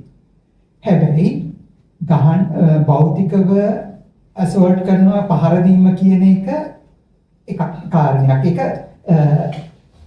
භෞතිකවම සිද්ධ වෙන්න අවශ්‍ය වෙන්නේ නැහැ. නිදහස කියන එක නැති කරන්න ෆිසිකල් එලිමන්ට් එකම අවශ්‍ය කරන්නේ නැහැ. දැන් ඊළඟට රෙඩ් ඇලර්ට් සෝන් එකේ ඇයි තාම අපි ඉන්නේ? එතනදී අපි මේ සාකච්ඡාවේදී බොහෝ දුරට ගියේ අතීත ක්‍රියාකාරීත්වය ගැන වගවීමක් එහෙම නැත්නම් ඒ ගැන නිසි විමර්ශනයක් සිදු නොවීම ඒ කාරණා සම්බන්ධව ඒවා ඒ ගැටලු විසඳීමට ක්‍රියා නොකිරීම සහ ඒ අතීත ක්‍රියාදාමය තුළ අපි තාම නිවැරදි නොවීම. ඔව් ඒක ඇත්ත.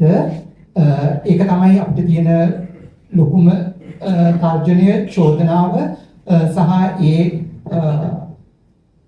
මූල බීජය තවමත් පැවතීම තුළ තර්ජනය එසේමයි. නමුත් ගතත් එම ෆ්‍රීඩම් හවුස් එහෙම නැත්නම් RSF මේ වගේ දක්වන නිශ්චිත පැරාමීටර්ස් ඇයි ෆ්‍රීඩම් එක නැති වෙන්නේ කියන එකට මෙෂර් කරන්න පාවිච්චි කරන නිශ්චිත පැරාමීටර්ස් දක්වනවා. ඒක අපි ඒ වගේදී ඒ ෆේලියර් එක තියෙනවා. ඒ ගැනත් මම හිතන්නේ අපි අවධානය යොමු කරන්න ඕනේ කියලා. දැන් ගත්තොත් එහෙම ඒ data collection එකේදී surveillance දැන් ඒ වගේ පැතිවලදී මේ භෞතික බක්සරිය ඇතුලේ ලොකු ෆේලියර් එකක් තියෙනවා. මේ ලංකාවේ මේ මාධ්‍ය ඇතුලේ මාධ්‍ය සම්බන්ධව ක්‍රියාත්මක වීම ඇතුලේ ඒ ෆේලියර් එකක් තියෙනවා. ඒ ෆේලියර් එක සම්බන්ධව අපේ අවධානය හුඟක් වෙලාවට අපි යොමු කරන්නේ නැහැ. ඒ කියන්නේ දැන් ඩිජිටල් කංච එකක් ඇතුලේ ඒ බාධා කිරීම සම්බන්ධව තොරතුරු ලබා ගැනීම සහ නැවත රීප්‍රොඩියුස් කිරීම ඒ දේවල් සම්බන්ධව ඔන්ලයින් සම්බන්ධව මේ තියෙන ඒ වගේ තමයි ගොඩක්ම ඒ පැරාමීටර්ස් වලදී මේ සඳහන් කරන කාරණා. අපි ඒ කාරණා සම්බන්ධයෙන් ඒ දේවල් සම්බන්ධයෙන් ගත්තොත් ඒව පිළිබඳව අපේ තියෙන පසුගාමීත්වය ගැන අපි කතා කරත් හොඳයි කියලා යෝජනා කරනවා. ඉතින් ස්තුතියි සහෝදරය. මේකම අර කාරණේට ඇඳන්නම් තව කාටරි අදහස් දක්වන්න පුළුවන්. මේ සහෝදරයා මම කියලාම අදහස් ඉදිරිපත් කරන්න.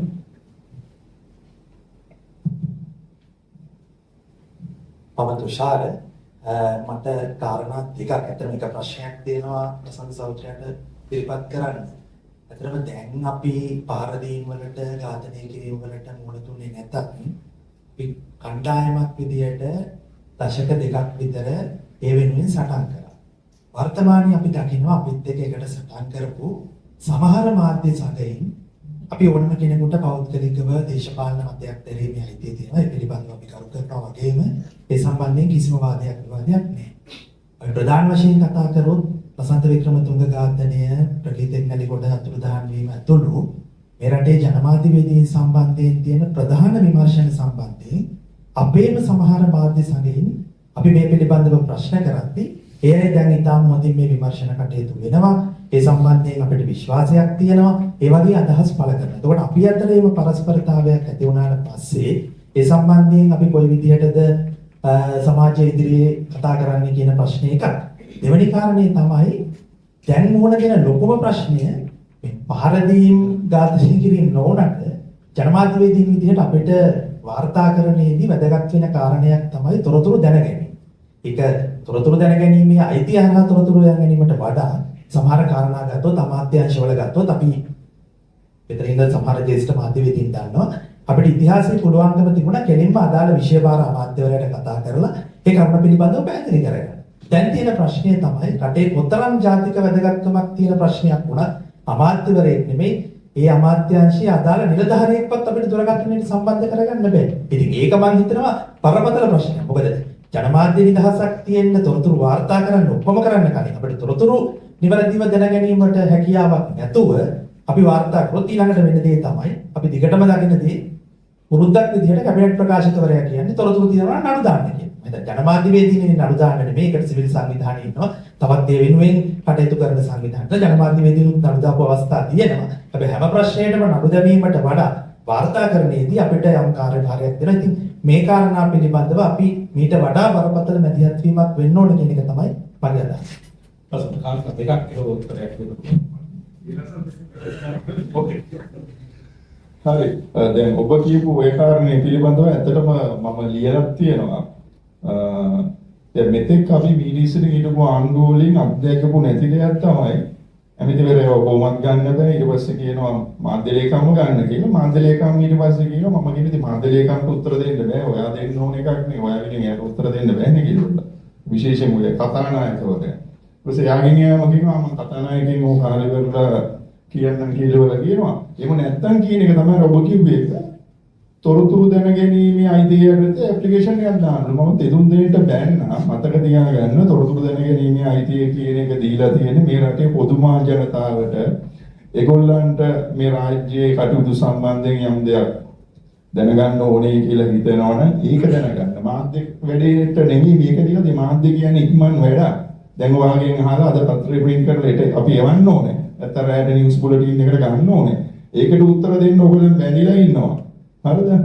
ඒකට මේ RTI ඇප්ලිකේෂන් දාලා ඉන්න බෑ කියලා. දැන් මේ වැරදි ප්‍රැක්ටිස් එකක් මේ ආණ්ඩුවගෙන ඉනවා මම දන්නේ නැහැ. නොදැනුවත්භාවයේද දැනුවත්ව ඒක මේකේ මගහැරීම සඳහා කරනවද කියලා. මේ වැඩේ ඔය කියන එක සිළුම අමාත්‍යාංශවල ඕකම තමයි කියන්නේ RTI ඇප්ලිකේෂන් එකක් දාන්න කියලා. RTI ඇප්ලිකේෂන් එක දාලා තොරතුරු සතියක් කිව්වට සතියෙන් අපිට හම්බෙන්නේ නැහැ. මේක හම්බුණා කියලා ඒවලා තොරතුරු දෙනවද නැද්ද කියලා ඒවලා අපීල් කරලා ඔක්කොම කරලා එනකොට අපිට ජනමාධ්‍ය කරන්න හම්බෙන්නේ නැහැ. මොකද මාස 7-8කට විතර පස්සේ තමයි මේ ස්ටෝරි කරන්න වෙන්නේ. ඒතකොට ඒක පිල්ලු නේද? මට තේරෙන්නේ නැහැ මේ ආණ්ඩුවට මේ පිළිබඳව දැනුවත්කමක් නැද්ද? එහෙම නැත්නම් දැනුවත්කමක් නැත්නම් මම දන්නේ මේක මේ පුළුවන් නම් ඔය දාන මේකේදී ආණ්ඩුවේ කවුරු හරි බලනවා නම් මේක තේරුම් ගන්න කියලා කියන්නේ. මේ පොඩි ළමයි වගේ ඇත්තටම RTI ඇප්ලිකේෂන් දාන්න ඕනේ ජනමාධ්‍යවේදීන්. ඒකට නෙමෙයි ජනමාධ්‍යවේදීන්ට නෙමෙයි RTI තියෙන්නේ. ජනමාධ්‍යවේදීන් ඒ ටූල් එක පාවිච්චි කරනවා. එතකොට ආණ්ඩුකරණය කරන අය බැඳිලා ඉන්නවා ජනමාධ්‍ය වලට උත්තර දෙන්න. මොකද ජනමාධ්‍යවේදී විමසන්නේ මේ රටේ පොදු මහ ජනතාවගේ වැදගත් වෙයි කියලා හිතන කරුණු සම්බන්ධයෙන් ආණ්ඩුකරණය කරන අයගෙන් ඒගොල්ලන්ගේ මතය මොකක්ද කියලා. ඉතින් ඒකට උත්තර දෙන්නේ ආණ්ඩුවක් එක්ක මේ ගනුදෙනුවෙන් මම හිතන්නේ මේ රටේ පුරවැසියන්ට තමයි ලොකුම අසාධාරණ සිදු වෙන්නේ. මම ඒක ස්පෝක් කරන්න මම දැනට RTI 9ක් දාලා තියෙනවා. ඒකකටවත් උත්තර නැහැ. රයිට්. ආයෙ ෆලෝ කරලා I need quick response කියලා බොරුට මම තාප්පට ඊමේල් එකක් කරනවා.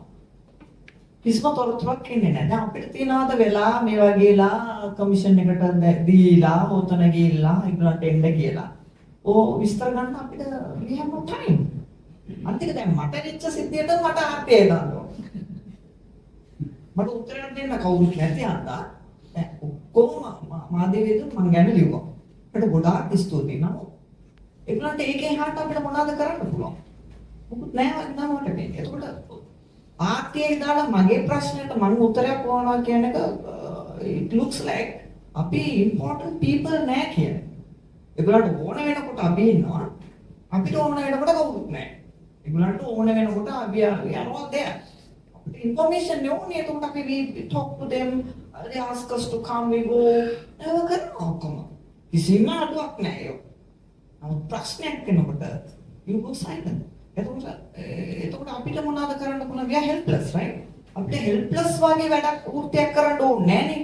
අපි ඇවිල්ලා නැහැ helpless situation එකේ වැඩ කරන්න.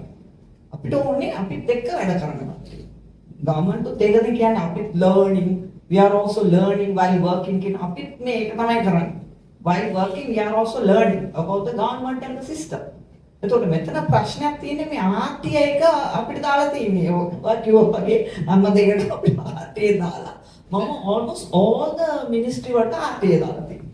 මට ඒක follow up කරන්න වෙලා නැහැ අමතකයි. ඊට පස්සේ අලුතෙන් ඊමේල් එකක් එනවා මේකට අපි response දෙනවා දවස් මාන දෙකක. මගේ ඊමේල් එක නැහැ. මම යපු question එක මට නැහැ. because ඒගොල්ලෝ එහෙමයි continue කරනවා. ඒකේම follow up එකකුත් දෙන්නේ නැහැ. new email එකකින් එනවා අර එතකොට මට පේනවනේ මම දාපු questions මොනවද කියලා. ඒ questions මම ගාව නැහැ because 2 months වලින් අපි delete කරනවා වෙන email සරහා. එතකොට ඒව delete වෙනවා. මම යපු question එක මට මතක්වත් නැහැ. මම මොනවාද ඇහුවේ කියන එකත් මට හොයාගන්න බෑ. just the response new email. එතකොට reference number එකක් දාන්න reference number එක මට ආදාලා නැහැ. මම නෙමෙයිනේ reference දුන්නේ ඒගොල්ලන්නේ. ඒගොල්ලන්ම තමයි බලන්න ඕනේ මම දාපු questions මොකක්ද කියලා. so completely confusing. මේක දුර දිගට ගියා නම් අපිට වෙන්නේ වාර්තා කරන්න මොකක්වත් නැතුව යන එක තමයි තියෙන්නේ. අනිත් එක I see a selective journalism. සමහර කට්ටියව තමයි පාවිච්චි කරන්නේ. I see this. එක්කෙනෙකුට දෙන්නෙකුට power දීලා තියෙනවා. එයා තමයි ඒ ආයතනයේ රජයක කතා කරලා information ගන්න. අපිට බෑ. එක්නම් බයක් තියනවද ඉංග්‍රීසි මීඩියා එක කතා කරන්න එහෙම බයකුත් තියනවද?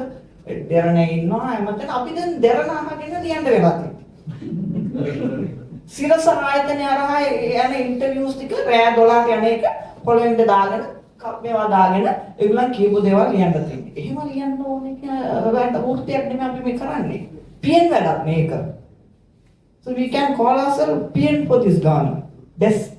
I can service boys, office boys and girls. ඒගොල්ලන් කියන එක ලියන්නේ. ඒ වාගේ ජර්නලිස්ට්ලාට තියෙන අර වැදගත්කමක් නැති වෙන එක හරි දුකයි කියන්නේ. So we have a status, right? දැන් මම යුරෝපියන් යුනියන් එකට ගියා. ඒක අපිට කොච්චර ගරු කරනවද? මොකටද අපිට මේ ගරු කරන්නේ කියලා. So much of attention. They are talking to us අපේ විස්තර අහනවා, රජය ගැන අහනවා. ඔක්කොම අහන අපි එතන තමයි අපිට තේරෙන අපේ වැදගත්කම. මෙහි නැහැ. එහෙම සිටුේෂන් එකක් කරන්න එක ඔය ඉන්දියාවට ගියත් හරි එහෙමයි. I think ඉන්දියාවල තියෙන වැදගත්කම අපි ගියාම it's huge. අපි මීට් වෙන්න හදනවා, අපේ තොරතුරු ගන්න හදනවා, ලංකාව ගැන අහනවා. For the investors. අපි එතකොට එතන ගිහලා negativity කතා කරන්න බෑ. because we want investors. එතකොට අපි shape එකෙන් කතා කරන්නේ. You will come no කියන අදහසෙන් තමයි කතා කරන්නේ. දැන් අපිට responsible එකක් තියෙනවා. අපි මේ villainous role කරන්න නෙමෙයි ඉන්නේ. We have to share information. අපි වෙන මොකක්ද එපාට information දෙන්න කියන එක අපිට දැන් හරියටම වෙන්නේ නැහැ. හරි දුකෙන් කියන්න ඕනේ කිව්වා වගේ ministers MPs ලා hardly talkers. එතකොට මෙතන වෙන්නේ මේ වෘත්තිය කරගෙන යන එකට වඩා හොඳයි. ගෙදරට වෙලා social media එකේ අපේ comments දාගෙන අපිම බල emojis බල ඉන්න එක තමයි හොඳම දේ කියලා මට හිතෙනවා. සොලියුෂන් ඔබේ සුද්ධි උෂාරා තව වැදගත් කාරණේකුත් මතක් කළා මේ ඇතම් සිරිස් ලිහන වීම දැන් හරි අරගොල්ලෝ වගේ නෙවෙයි මේගොල්ලෝ කරයි අපි ඉඩ දීලා බලාගෙන ඉමු තේරෙනවානේ අපි ටිකක් ඉවසලා ඉමු මේ මට්ටමට ඇවිල්ලා තියෙන එකක් මේ මාධ්‍ය නිදහස සහ ලක්ෂණ සම්බන්ධයෙන් කරපු freedom of reporting වාර්තාකරණ නිදහස දෙකටම අදාළයි අනිත් අතට ඒ නිහඬියාව ඇවිල්ලා නැද්ද කියන කාරණේ අර මම කියපු අපි කතා කරලා මේ අපව කතා කරන අපි නවත්ත ගත්ත තැන ඇතැම් නීති සම්බන්ධව ඔන්ලයින් සේෆ්ටි බිල් එක ගැන නැත්නම් මාර්ගගත ක්‍රමවේද පිළිබඳ ආරක්ෂාව පනත එහෙම නැත්නම් ත්‍රස්තවාදයේ වැළැක්වීමේ හදිසි විධිවිධානවල ඉඳන් ඇවිල්ලා ඒ ත්‍රස්තවාදයේ වැළැක්වීමේ පනත අනහා දැන් ඊට පස්සේ ආපහු කරලියට එන්න ගියපු රාජ්‍ය ත්‍රස්තවාදයේ ගලවා ගැනීමද මොකක්ද කියන අලුත් පනත තව වර්ධනයට යොදා ගන්න නීති මේවා සමාලෝචනය කිරීම සමහර නීති සම්බන්ධයෙන් ජනමාධ්‍ය සමාජයේ ජනමාධ්‍ය ප්‍රජාවේ තිබුණේ ඒවා සමාලෝචනය කරලා යාවත්කාලීන කරන්න නෙවෙයි ඒවා එහෙමම මුලින් උපුටා දාන්න කියලා කියපු නීතිත් තිබුණා.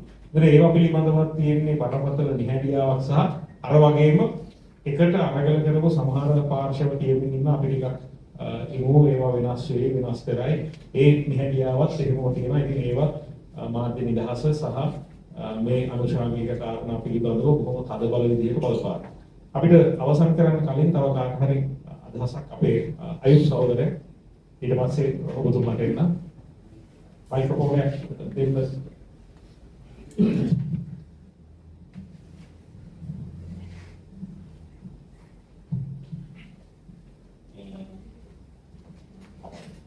Jumlah bahasa yang kata kebetulan itu karena kenapa karena nah දැනට නවත්තලා තියෙන කීපයකට එක පොතක් තමයි இப்போதும் இங்கே 2 தேசங்கள் ඉතින් දැක්කම මේ ජාතීන් දෙකක් කියන එකයි තිරස්ස. එතකොට මේ ඒක එහෙමද කියන එක බලා ගන්න පුළුවන් තව දවස් 10ක්. දැන් යුද්ධයේ අවසානයේ සමරන පත්තර සිංහල පත්තරයි දෙමළ පත්තරයි කියවලා බලුවොත් ඉපචිලන් කියන දෙයක්. එතකොට මේ අපිට බලාපොරොත්තු වෙන්න පුළුවන්ද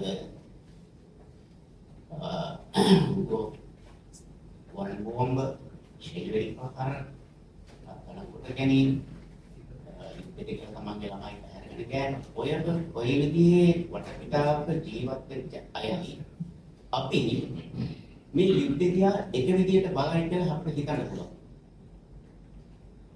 අපි පරිසර දෙක විදිහට එතකොට ඒ උතුරේ අය නැගෙනහිර අය සාහිත්‍ය කෘතියක් කරනවා නම් ඒගොල්ලෝ තමන්ගේ අත්දැකීම් ලියනවා නම් මොනවද ලියන්නේ? කියන එකයි ප්‍රශ්නේ. දැන් ඒ තියෙන දේවල් ඒ පිටස්තර ඉන්න අයට අප්‍රසන්න වෙන්න. ඒක ජනකොට්ටාසවල සිත්‍රාද වීම හැටියට හරි. එහෙම නැත්නම් අසමගියද කරන දේවල් හැටියට හරි සලකන්න පුළුවන්. කෙනෙක්.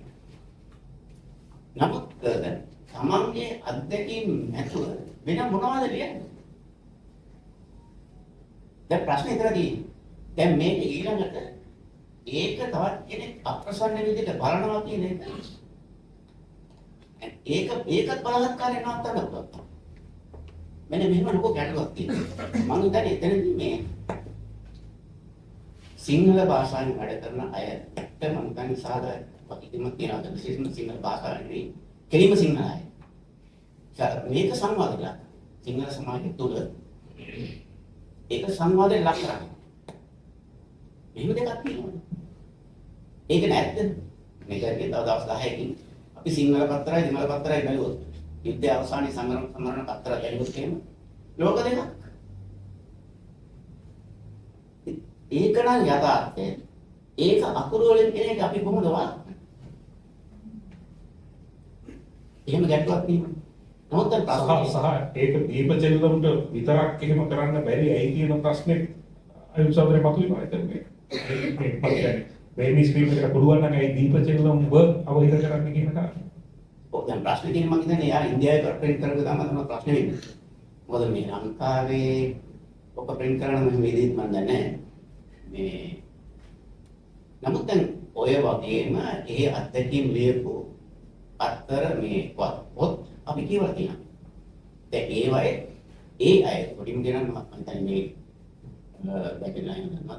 මේ වෙටිචෙවිලි පොත් ඒවා කෙලින්ම එයා ඉද්දේ දෙවිදයක් කියලා මේ හිටපු ඒකීගේ සම්මානිකාව කතා කරමුණා ඈත්පා දැන් එයා ලියපු පොත් එයා LTT සම්මානිකාවක් හැටියට තමයි පොත ලියන්නේ. ඒකද අද පොත් අතරම් කාලයක් හැමදාම හැදිලා තියෙනවා. අපි තුනක් අපි තරම් දිනක් කියවලා තියෙනවා. එතකොට එයාට ඒ අත්දැකීම් අර එයා මොනවද ලියන්නේ? අපි ඉන්ද සාහිත්‍ය ගැන කතා කරනවා නේද? රටේ තියෙනවද මම දන්නේ නැහැ. නමුත් ඉන්ද සාහිත්‍යයක් අපි ඕනේ කියලා හිතනවා. ඒකත් කියන්නේ ඒ දදාතිත් වෙන රටට ලෝකෙට තියෙන සාහිත්‍යයක් ඕනේ කියලා අපි හිතනවා නම් එයාගේ අත්දැකීම් අර වෙන මොනවද කියන්නේ? ඊළඟ අනිත් පැත්තෙන් අපි ගුරු වෙලා තිනවා අපේ අකමැති දේවල් අප්‍රසන්න දේවල් හැටියට දකින්න. ඒක වළක්වන්න. මම හිතන්නේ ඒක දැන් සිංහල සමාජයේ ඒ වගේ දැක්කලා සිංහල සමාජයේ ඒ අප්‍රසන්න බවක් ඇති වෙනවා නම් ඒ නිසා ඒක සාමයට හානි කර වගේ දෙයක් ඇති වෙනවා නම් ඒක වළක්වන්න පුළුවන් කියලා මම හිතන්නේ නැහැ දෙමළ සහ මුස්ලිම් දෙකේ. ඒක වැළැක්වීම සංවාදයක් කරන්න ඕන සිංහල. සිංහලෙන් ලියන මං වගේ අය නේ. මොකද මගේ නම් මුස්ලිම්. එතකොට ඒක කරන්න ඕන සිංහල. සිංහලයි ලෝකේ සංවාදයක් කරන්න. ඒක අකන්න සංවාදයක් වෙනවා නම් එක දවසක මොකක් කරේ ඒකෙන් අතර නොවි. ඒ අකන්න සංවාදයක් වෙනවා. මේ සමහර මේ තපොඩි කාරණා. දැන් ඔය ඒ වයින් සාධාරණ පාරමිතා පුරාණ මේ ආණ්ඩුව බලයට පත් කරන්න රට පුරාම ඇවිදපු යාමියායි මත යාමියාගේ ඉගෙන ගන්න මේ පොත මේ මොලේ නියෝජන යාමියාගේ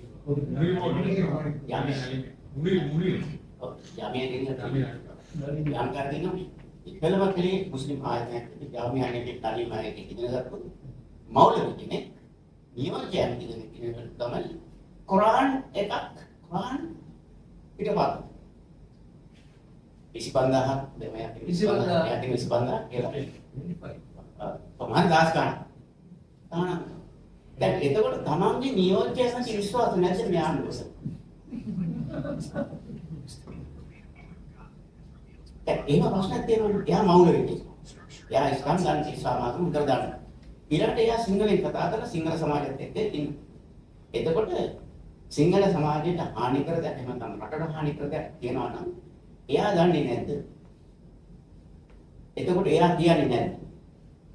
එයාව විශ්වාස නැද්ද මේ ආණ්ඩුවට? කියන ප්‍රශ්නේ. ඔය කොමිසුගේ ඉස්සරහ ඔබතුමා. මම රුවන් කමින්ද රිවිජන පත්තරේ අතට දැන් මෙතන කතා වුණා මේ පත්තර ගොඩක් යන්නේ ආන්තිකාරයාගේ මේ හිතුමතයක තමයි. ඒ කියන්නේ දැන් උදාහරණයක් වශයෙන් කියන්න දැන් අර ජීවන සිදුවීම ප්‍රසිද්ධ හාමුදුරු කෙනෙක්ගේ මිහින්තලේ මේ අටමස්ථානයේ පන්ති හාමුදුරු ගැන කවුරුත් පත්තරවලින් මම දැක්කනේ කතා කරනවා.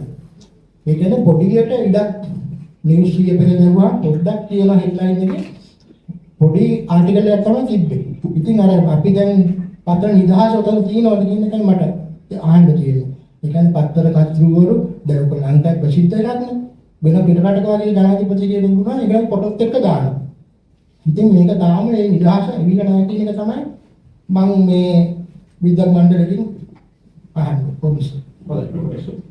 ආන්සර් අයිතන්නේ ඔය කියපු ටොපික් එකට ඉන්ෆෝමේෂන් නැහැ.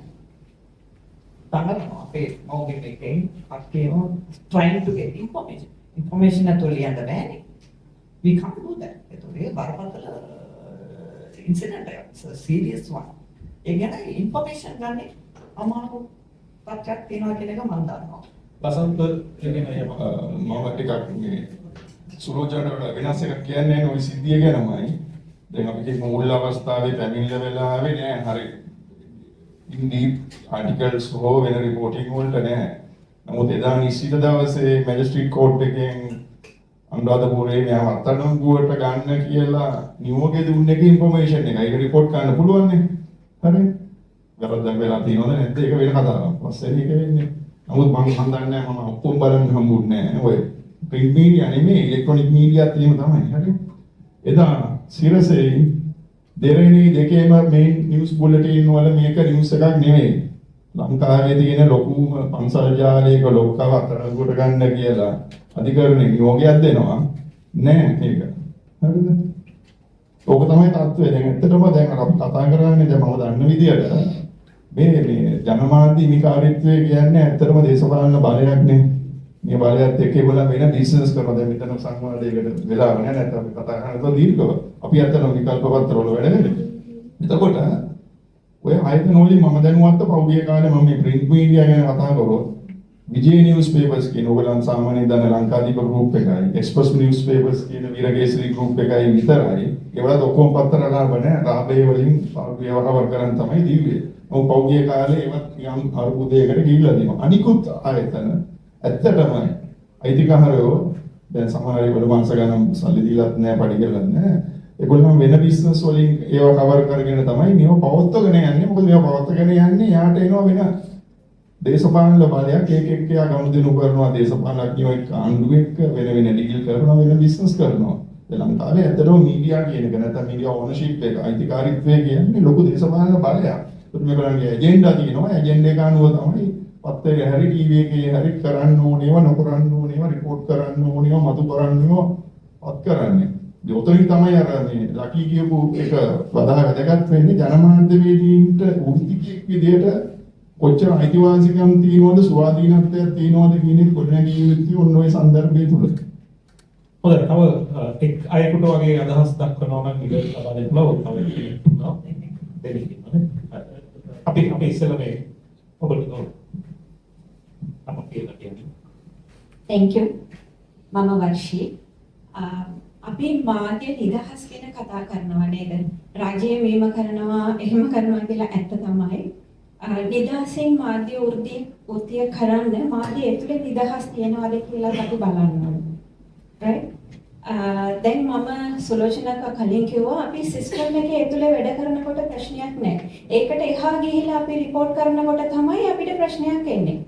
ඒ ප්‍රශ්න දැන් අඩු වෙලා තියෙනවා නම් අපි සිස්ටම් එකට එහා ගිහිලා වැඩ කරන එක අඩුයි.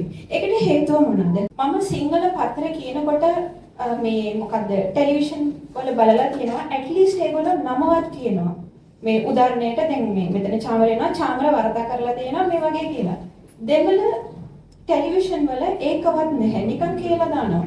එතකොට මේ print media ඔක්කොමලා එකතු වෙලා ඒගොල්ලන්ට ගිහිල්ලා මේ මොකක්ද physically ගිහිල්ලා මොකක් හරි අපිට මැන්ඩේට් එකක් දෙන්න පුළුවන් මෙච්චරයි අපි මේක සේවය කරන්නේ පබ්ලික්ටනේ.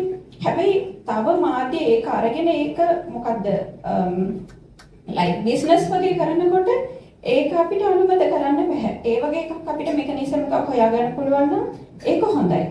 ඊළඟට මේ ඕකේ සිස්ටම් එකට එහා ගිහිලා මම වැඩ කරොත් මට මේගොල්ලෝ ඉන්නවා. නැත්තම් ඔයා ගිහිලා වැඩ කරන්න අපි ඕගොල්ලෝ වෙනුවෙන් පෙනී සිටිනවා කියලා ඕගොල්ලන්ට මේ මොකද්ද I don't know how to say ඒ මොකද්ද okay මොකරි අපිට surety එකක් දෙන්න පුළුවන්ද?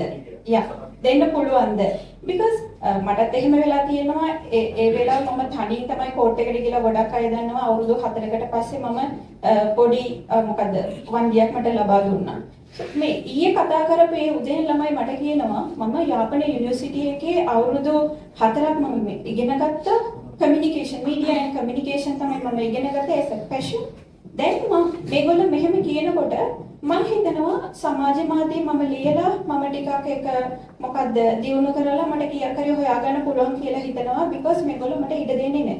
දැන් අලුතින් මාධ්‍ය කරන එන අයට ඒ වගේ මතයක් තමයි තියෙන්නේ.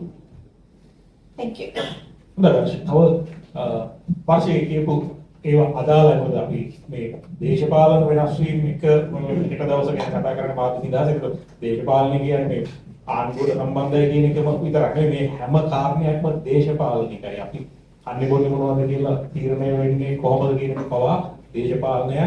ඒ කියන්නේ දේශපාලනයෙන් බහැර දෙයක් නෑ. ඉතින් ඔබ කියන කාරණයක් බොහොම දේශපාලනික කාරණයක්. බොහොම විසුද්ධි වර්ෂී මේ සමරේ අවසන් කරමු. මම ෆියාස් මොහමඩ් අපි කලින් පත්තරයක් කරා රාමල්ල එක්ක මතකයි තේලස මේ ෆර්ස්ට් වගේ ළඟදී ඒක නවත්තව පත්තරයක් තමයි. අලුතින් අපි සංග්‍රහව පටන් ගත්තා. පටන් අරගෙන ඒක ලොන්චින් කරා. බහුවදාමකට කෝල් එකක් යනවා මීඩියා එකෙන් ඔයාලා මේක කරනවද කොහොමද කියලා එකක් ආවා. ඊට පස්සේ දෙවෙනි එක මේ බල කරාට පස්සේ ගෙදරට ආවා. ගෙදරට ආවෙත් අපරාධ පරීක්ෂණ දෙපාර්තමේන්තුවේ ඒකේ පොලිසියෙන් ආවේ. අවිලා මේ පය දෙකක් ගෙදර ඉඳගෙන ඒකන මේ ඉමර්ජන්සිලා මේ ලියගෙන ගියා. කොහොම එක එකනා ගෙදරදී අනකොට ඒක බලපෑමක් නේද? විදාසට අපිට කරනවා කියන එක නිකම්ම අදහසක් එනවා අපි නවත්ත ගන්න ඕනේ. හරිද? මේ වගේ එකක් කියනකම් ඉතින් අපිට නම් කියන්න වෙන්නේ ලංකාවේ මාධ්‍ය නිදහසක් කියලා කියන්නේ නැහැ. හොඳයි. බොහොම ස්තුතියි මේ ලසා මොනවා හරි එකකට කරන්නද හෙන්නේ? මම අන්න ගියේ මේ ඔයගලන්ගේ පබ්ලිකේෂන් එක දැන් අපේ print media වලට ලෝ එකක් තියෙන ලංකාවේ පබ්ලිකේෂන් එකක් කරනකොට රෙජිස්ටර් වෙලා ඉන්න ඕනේ. ඒක රෙජිස්ටර් වෙච්ච එකක්ද? අපිට ඇයි දැනුවත් කරේ නැත්තේ මේ රෙජිස්ටර් වෙච්ච ඒවා ගෙදරට ගෙනන්නයි පොලිසියෙන් ඇවිල්ලා මොනවද කරන්නේ කියලා බෑ. ඒක කන්ටෙන්ට් එකේ ප්‍රශ්නයක් තියෙනවා. ඒක වෙනවා කම්ප්ලේන්ට් එකක් මත කරන්න ඕනේ. ප්‍රශ්නේ දෙන්නේ අපි. ඒ තොරතුරු වෙන්න ඕනේ. අපි හොඳට දන්නවත් එක්ක ඔයගලගේ පත්තරේ වැඩ වලට මම ඇවිල්ලා ජර්නලිස්ට් ඕර්ගනයින් කරලා අපි ගස්මාන්‍ය ව්‍යාපාරයේ හෝ වෘත්තීය ජනමාධ්‍යයේ සංගමයේ දෙකම දැනගෙන හිටියේ නෑ මේ කනගාටුදායක තත්ත්වයක් ලියාපදිංචි කරපු පත්තරයක් හෝ සංග්‍රහයක් නම් ගෙදරට ඇවිල්ලා පොලිසිය මේ විභජනය කරන්නේ ඇයි කියන එක හරිම සැලකිලිමත් භාජනය වෙන්න ඕන එකක්. කොහොමවත් මේ අපි සමස්තය ආවරණය නොකලත් මම හිතනවා මේ සංවාදයේ තුල ලක්ෂණ සහෝදරය සඳහන් කළා වගේම අපි පැති කිහිපයකින් කතා කළා සහ පැති කිහිපයකින් මේ පවතින තත්ත්වය පැහැදිලි කරගන්න උත්සාහ ගත්තා. ඒකකොට මම හිතන්නේ ජනමාධ්‍ය ප්‍රජාව හැටියට සහ ජනමාධ්‍ය සමාජයට මොන විදිහක හෝ සම්බන්ධකමක් තියෙන එහෙම නැත්නම් පුරවැසියෝ හැටියට ඔබට වර්ධනය වෙමින් තියෙන තත්ත්වයන් පිළිබඳව කිසියම් අදහසක් ඇති කරගන්නට පුළුවන් වෙන්නට ඇති. ඉතින් මේවට මුහුණ දෙන්නේ කොහොමද කියන එක තනිතනිව කල්පනා කරලා විසඳුම් ගන්න පුළුවන් එකක් නෙවෙයි. මේ සාමූහික ප්‍රයත්නයන් තුළින් තමයි මේ හැම එකක් සඳහාම මොනවා හරි විසඳුම් වලට එළවෙන්න පුළුවන් මඟක් බාගන්න හැකියාව ලැබෙන්නේ. සහ අනිවාර්යයෙන් මේක කරන්නත් වෙනවා. මොකද ප්‍රජාතන්ත්‍රවාදයේ පැවැත්මට මාධ්‍ය නිදහස කියන එක බොහොම අත්‍යවශ්‍ය සාධකයක් වෙනවා. මම කැමති මේ අවස්ථාවේ හමාර කිරීම වෙනුවෙන් ස්තුති කරන්න පයිරෝස් ශ්‍රී ලංකා මුස්ලිම් ජනමාධ්‍යවේදීන්ගේ සංගමය වෙනුවෙන් සහභාගී වුණා. ඒ වගේම ප්‍රකට මාධ්‍යවේදිය ලෙස සුලෝචනා රාමయ్య අපට බොහොම සහයෝගයක් ලබා දුන්නා. ශ්‍රී ගජන් දෙමළ ජනමාධ්‍යවේදීන්ගේ සංගමය නියෝජනය කරමින් සහ ශ්‍රී ලංකාවේ කටු සංසදය නියෝජනය කරනවා. ඔබේ සහභාගීත්වයට අපි ගජන් ඉතාම අගය කරනවා. ඒ වගේම අසන්නත දුරගේ මාධ්‍යවේදියෙක් සහ පුහුණු කරන්නෙක් වගේම වෘත්තීය ජනමාධ්‍යවේදීන්ගේ සංගමයේ විධායක සභිකයෙක් සහ එහි මුල්පෙළ ක්‍රියාකාරකයෙක් සහභාගී වුණා. ඒකම මම ඉස්සුතිවන්ත වෙන්න කැමතියි ශ්‍රී ලංකා පුවත්පත් ආයතනයේ එහි ප්‍රධාන විධායක අපේ හිතයිශ්‍රී කුමාර් ලෝකේස් අතුරු කාර්ය මණ්ඩලය ජනමාධ්‍ය නිදහස පිළිබඳව ලෝක දිනය සමරුවට සමගාමීව මෙය සංවිධානය කරන්නට මුළුනේ ශ්‍රී ලංකා පුවත්පත් ආයතනයේ සහභාගී වුණු අදහස් වලින් දායකත්වයේ දක්වපු සහ යමක් බෙදා ගන්න උත්සාහ ගත්ත ඔබ නැමට බොහෝ ස්තුතියි.